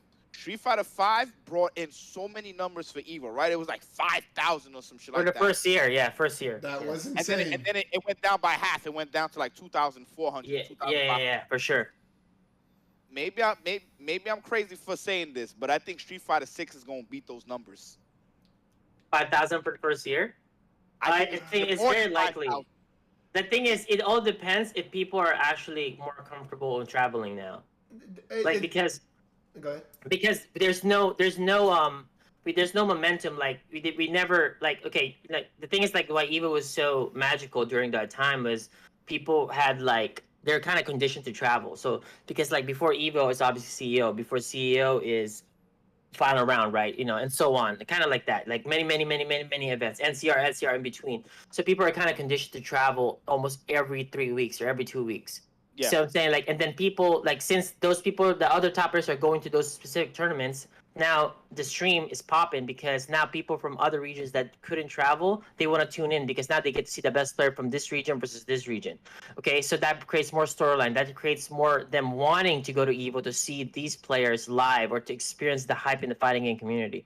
So right now we're just gonna have Evo. That's it, right? Like there's not a lot of build up to it. So I'm saying sure we can. I don't think they break 5,000 though. I don't think so. I think the big problem is that so for all years, right, that we've been going to Evo, when somebody says, yo, what tournaments do I go to, right? You'd be like, yo, CEO, Combo Breaker, Evo, right? And if you have to pick one, you know, pick Evo or whatever, right? Because it's the go-to. Yeah, it's the go-to, and it's important, and you know, like there's gonna be so many experiences and all types of stuff, right? Now, you know, coming from last year's Evo, I call it the Pokemon Evo because it was not Evo to me. It was just another day of whackness, and like there were so many people of so many same experiences. Yo, how was Evo? It sucked. How was Evo? Yo, I hated it. Yo, how was Evo? Now. Dog, it was boring. I didn't do nothing. Oh my God, this was so whack. Like, I would never recommend this tournament to anybody. And like, also, to me, as a competitor, even I would be like, damn. I don't even, who the hell would, like I'm not gonna tell anybody to go to Evo. Like, this tournament sucks now. You know why, like, the Street Fighter 5 had 5,000, though? It was, like, there's a lot of overlapping games that people, like, play a little bit of Street Fighter on the side. So the Marvel community was huge, right? Always been a niche, but they're kind of huge. So, like, 90% of the Marvel players that entered for Marvel, they also enter Street Fighter for the heck of it. And then some people that plays the other games, they play Street Fighter for the heck of it. Now, the fact that they start removing these certain niche communities, there's not going to be a lot of overlaps. So now people that are going to go to Evo, the fact that they can only play one game, so they're only going to play Street Fighter, there's not a lot of those players unless this new game brings more new players in. But then since it's only going to come out in June, I don't think that's enough time to convert them to be a hardcore FGC fan for them to actually invest in travel. That is a good point. Normally we do have the February drop, which means you do have months to prepare. Yeah. If people just that's true. Oh, and another thing. Wow, the topic of the day. Cracked beta. If everyone's going to be playing cracked beta until the game comes out, you really think people are going to be inclined to go to Evo? If the game comes out officially for them, especially if they don't have a PC and everyone's playing on PS5? Come on. Yeah, they're gonna get discouraged for sure because the fact that they can feel that they're everybody's definitely good. not gonna want to enter tournaments for like a month or two. And I Yeah. forgot to out June, and then Evo's probably July or late July or early August. Yeah. You got tops. What, a month and a half? Oof.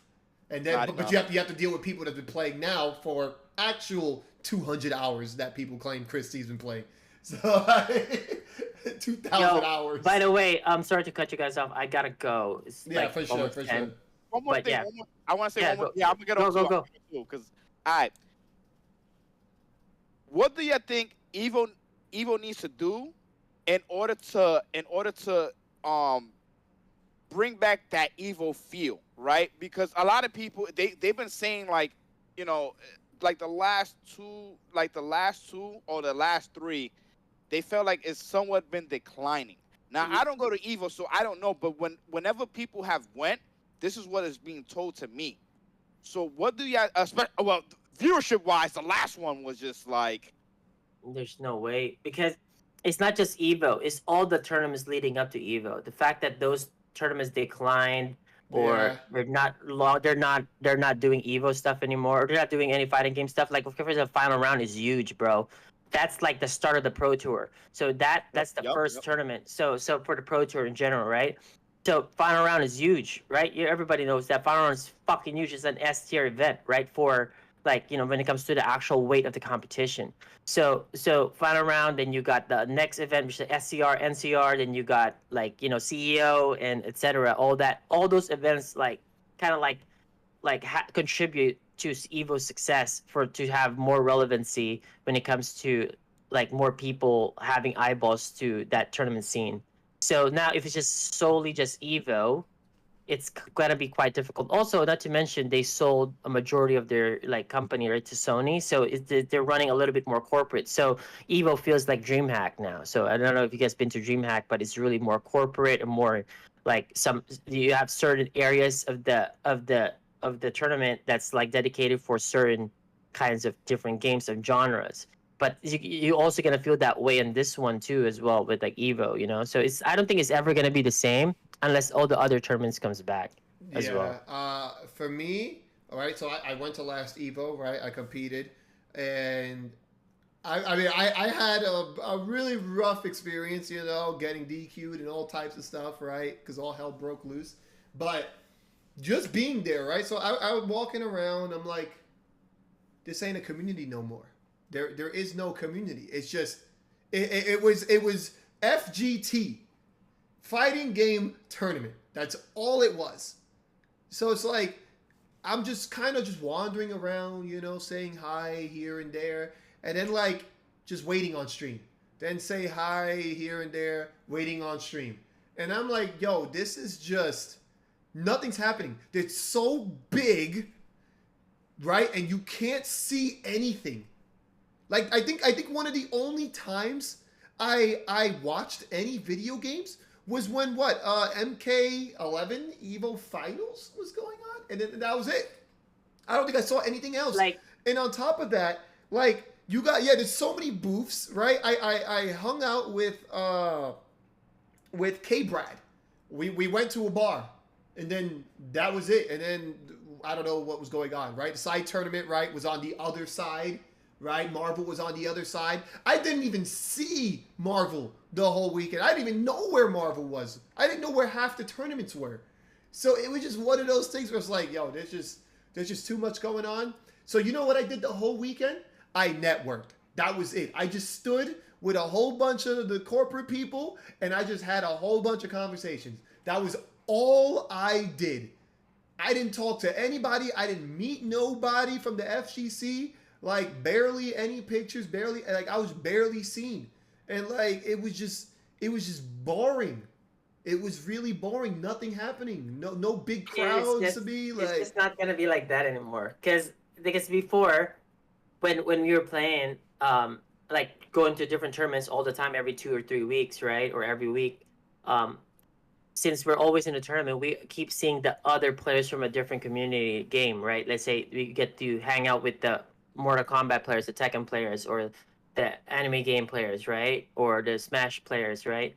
So now, since we know them and we know each other, now when they're playing, all of us are sort of invested in a way, so we also care. Oh my god, did you see he won the tournament? Oh my god, that's sick.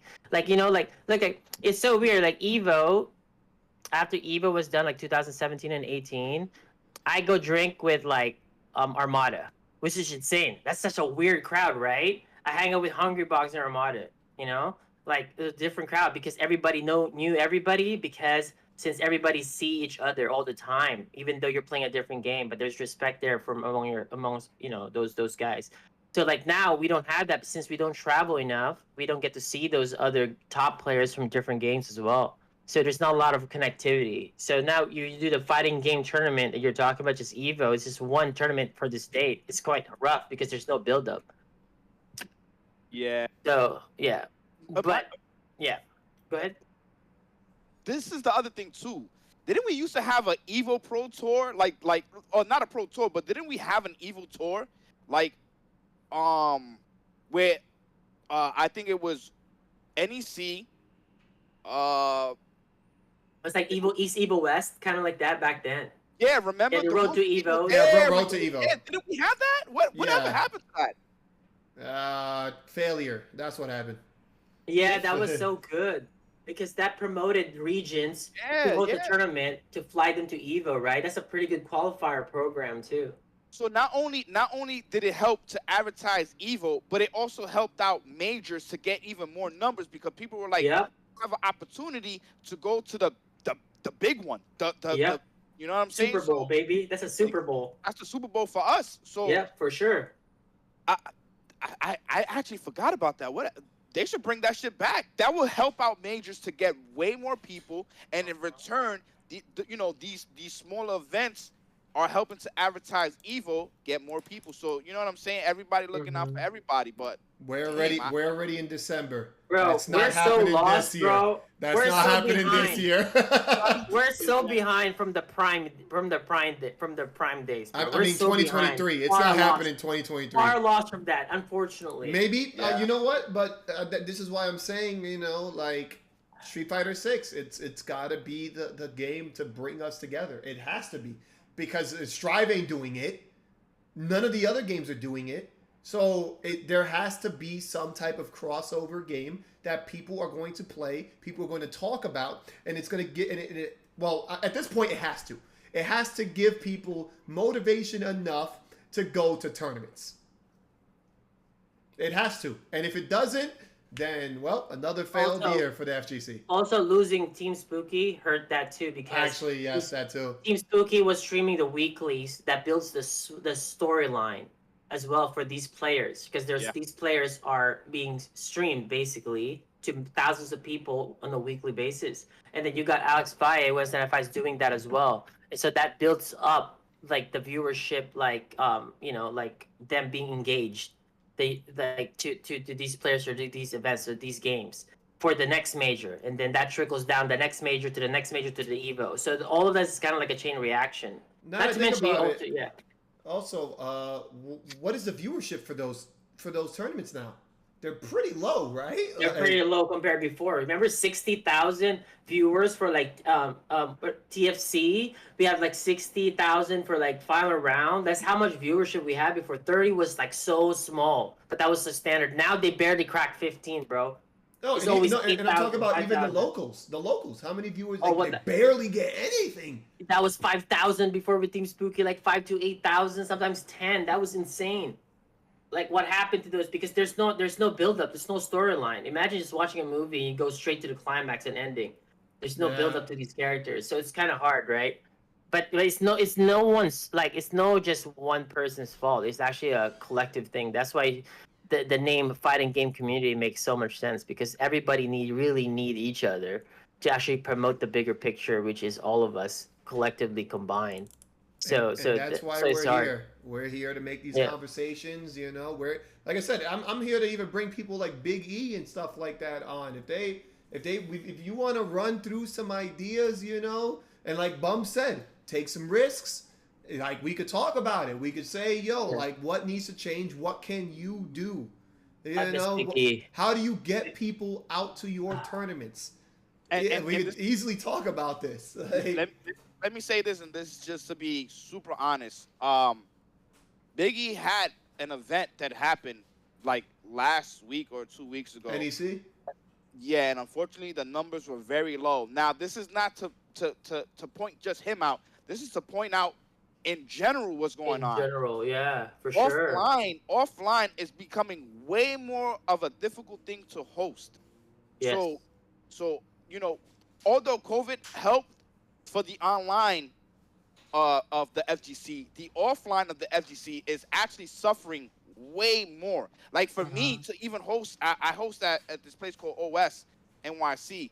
It cost me $1,000 now, and even then, if it wasn't for my stream, knowing that, hey, you know what, Bum needs to cover that, because they be donating like 500, 600, subbing, all that stuff, because they know I'm down by like 500, I'll be in trouble too. It's offline in general that's suffering a lot. Yeah. And for sure. and it's tough, man. So shout out It's to all tough. the TOs that's still trying to make offline happen. So NOBC, now they went from charging $10, now they're charging 12, and I think that's a great idea because Yeah. we need to, TOs need to make money in order Yeah. to keep hosting. If they don't make no money, they can't keep hosting. So Even if they just break even, the thing is, it's not even just breaking. It's not even just making money. They're losing money. So that's way different, you know. Like at least like at the first few events, you try to break even maybe, and then hoping you make a little bit of extra down the road, right? But now, no. From the first event down all the way, they keep losing money. That's why they stopped doing it. Yeah, and like obviously it's become like a thankless job, and we could easily say, yo, we had it like lovely back then, right? Because even then I was like, yo, TOs, yo, man, screw you guys, But now obviously we're in a different time, we're in a different timeline, like 2022. It's like, oof. Being a TO is definitely rough, and even seeing like Big E, like I love Big E events, and I this was like one of the only Big E events I was not able to go to, and it sucks, right? Because even for me as a competitor, right, like I lost it all. So like most of the time I go to these events now, it is off my own dollar. So yeah. It's kind of like, damn, like yo, like can I really go back to the East Coast and win and not get any money? It's just not. It's really counterproductive. Like now I feel like Hook. It might be beneficial to just stay at home and stream, and it sucks, and I hate, and that's terrible mentality to have, and I don't want that mentality. So, Chris. Yeah. Chris, just to let you guys know, I gotta go because I'm supposed to eat dinner. We got to hear. I think we But a lot. I love you guys. You guys are awesome. I love talking to y'all. Shout out to all the viewers. You guys are awesome. Please support Chris and Bum in their stream. Share each other's links. Support them. They've been doing their hard work all the time. They've been so consistent. Support them. These are the guys that's actually helping like the actual start to build the community that we once had. So, I love them. Much respect. So thanks everybody. For sure. Love y'all. Shout out to Champ. Bum. Obviously, if you want to shout out to your socials and any other stuff that you doing, any other projects, by all means, let the world know. Just know, Street Fighter 6. I plan on doing something big for that. Birthday bash and heat wave is gonna be a thing. So for those that don't know, and I stopped running online tournaments, but it's for a reason, because I plan to do something special for multiple games, which I'll be announcing that very, very soon, which my artwork is actually done today. So I'll be announcing some things. You guys can watch me at twitch.tv/bum, the number 1, XIX, the number 3. Chris, seriously, man, we need to do this more. For sure. Anytime. I will obviously going to be talking, finding topics to talk about, know, and of course, as drama comes out, I'm obviously going to talk about it because it's just one more topic. But, usually, like for these, I do want to have like a general, discussion.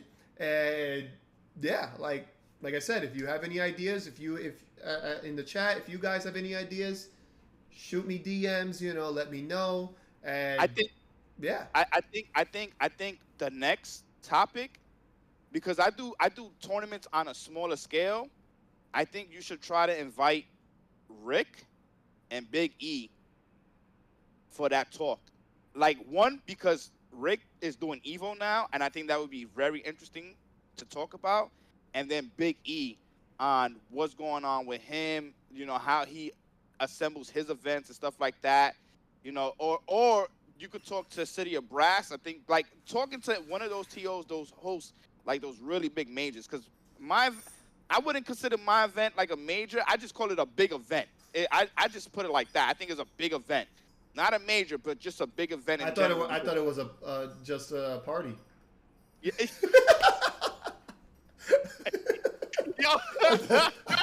I thought it was Bub's party. Yeah, it was a party. It was definitely just a party, and that's it, Chris. Yeah. So I think, in all honesty, you know what? Now that you mentioned that, I think maybe Damascus, anybody that's been hosting like those really big events, I think it is important to talk to them and get them on to the podcast, so that way you have different perspectives from different TOs, and I think that would be really cool, because I obviously do things very different from how they do things. They're more corporate. I'm more ghetto or whatever the fuck. I'm just being honest. You know what I'm saying? I just do it like, I love this shit and I'm gonna do it, and I'm gonna do it my way. But they have that real corporate success with running tournaments, and I think it would be great if you can have them on board. Oh, for sure. This is gonna be a weekly thing. You know, I'll always have a topic. I'll always try to have a guest. I mean, with me and Champ, who the hell knows? We could always talk about literally anything. And of course, if Bum ever wants to jump in, you already know Bum's had years of experience in the FGC. So literally, there could be no topic, and we could talk about mad stuff. Yeah. But you know, just for the sake of the podcast, I do want to have something all the time. You know, whether or not, even if it's like a half an hour discussion, and then we just, you know, talk some crap afterwards. That's cool. You know, because again, this has been live for 3 hours and 40 minutes. So, you know, obviously this is a long podcast. So again, even if it was just a small topic that you could talk about for an hour, I mean, that's an hour's worth of a show. I feel like that's successful regardless. But again, I do want to try to get as many people, controversial people with good news, you know, Rick and stuff, people who've been working in the scene, who's, you know, got some knowledge to drop on the world. You know, and I actually, speaking of Rick, I talked to Rick at Combo Breaker, and I had a very, very, very insightful conversation that I didn't think I would ever have. And I'm pretty sure he would never have thought to talk to me ever. But it did happen. It was good. And yeah, like, I do want to get, you know, people out. I do want to, even for like something like Jabali, right? And be like, yo, come on, man, what's going on with Daytona and stuff like that? Like, I still want to have the real conversations. Like, yo, the world hates Daytona. What are you doing? Yeah. So that's what I'm saying. Definitely, yep. Like, get the gears rotating, man. Absolutely. But absolutely, even if someone like Hook wants to freaking jump on, and I'll be like, yo, Hook, how did you know? How did you know to become a Mario Party streamer before everybody else? How did you know? How did you know this world was gonna go to hell and it was worth it to do all that? Such a smart man. He said, "Yo, I won this power summit of power." He said, "I'm gonna get these people and I'm gonna do variety streaming while it's hot." And my man really won one tournament and exploded in a way none of us have ever exploded. Wait. You know who did explode like that though? Who? Gutex. He won a big tournament. Yeah. He won a big tournament with Rog, right? He won. I think he beat Justin and a bunch of other people, and he ran with it all the way to cross counter with Mike Ross and everything else. And that was just one tournament. Gutex ran that, so he did that too. But Hook, obviously in this era, did that. You know, Hook is definitely the smartest person in the last like 3 years. Yeah. He might actually be the smartest person in the last 3 years. Said, oh, I won this tournament. I know mad people gonna jump on the stream, and I'm gonna switch it up. You know what he told me? He was like, "Bum, this is what I do. I tell them that I'm gonna put DBFZ. I play for 30 minutes to an hour, and then I put on a variety game because I know the majority of them are gonna stay, and then I take advantage. So that way, when this game dies, they appreciate me. They stay with me." And we keep doing. And I was like, dude, you're such a smart person. You're so smart. I remember talking to Hook one time, right? And obviously this was during like the height of DBFZ, right? Where we're beating each other senseless, right? I beat the Hook freaking 2 tournaments. He beat me 2 tournaments. Then I come back and I beat him, and it's like it's just back and forth and back and forth. And I remember going to the tournament. I was like, yo, Hook, you going? He was like, why? Yep. He was like, and I was like, yo, it's in your backyard. He's like, nah. No, and you know, like, so NEC was coming up, and I was like, yo, Hook, you coming to NEC? And he's like, no. He's like, but if you show up, we get a drink.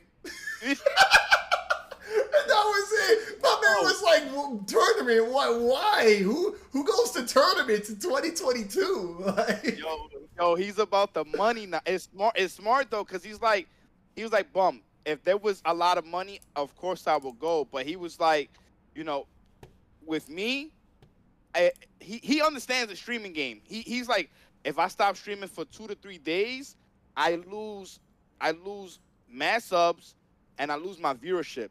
So he was like, you know, I can't do that. I can't afford to do that. So, at this point, there would have to be $1,000 pop bonus for a tournament, and that's the thing. And people starting to weigh the options. Yeah. But you know, I mean, again, speaking of Hook, we could definitely get Hook on. He could spill some knowledge. At this point, he's smarter than me. All right, so I could learn some stuff from Hook. Yeah. He put me on to like 2 things. That man has been on the grind for real. Yo, Martin, chill. Yo, Martin is going in. Yeah, I mean, it does turn out to be like that though. But, man, Chris, let me holler at you later. I'm gonna hit you up at the end of this weekend. I want to come on at least 1 or 2 more times. At least like in January for sure. Oh, for sure. But yeah, guys. Thank you for tuning in, Chris. Man. Shout outs to Bum. Obviously, guys, I will be back next week.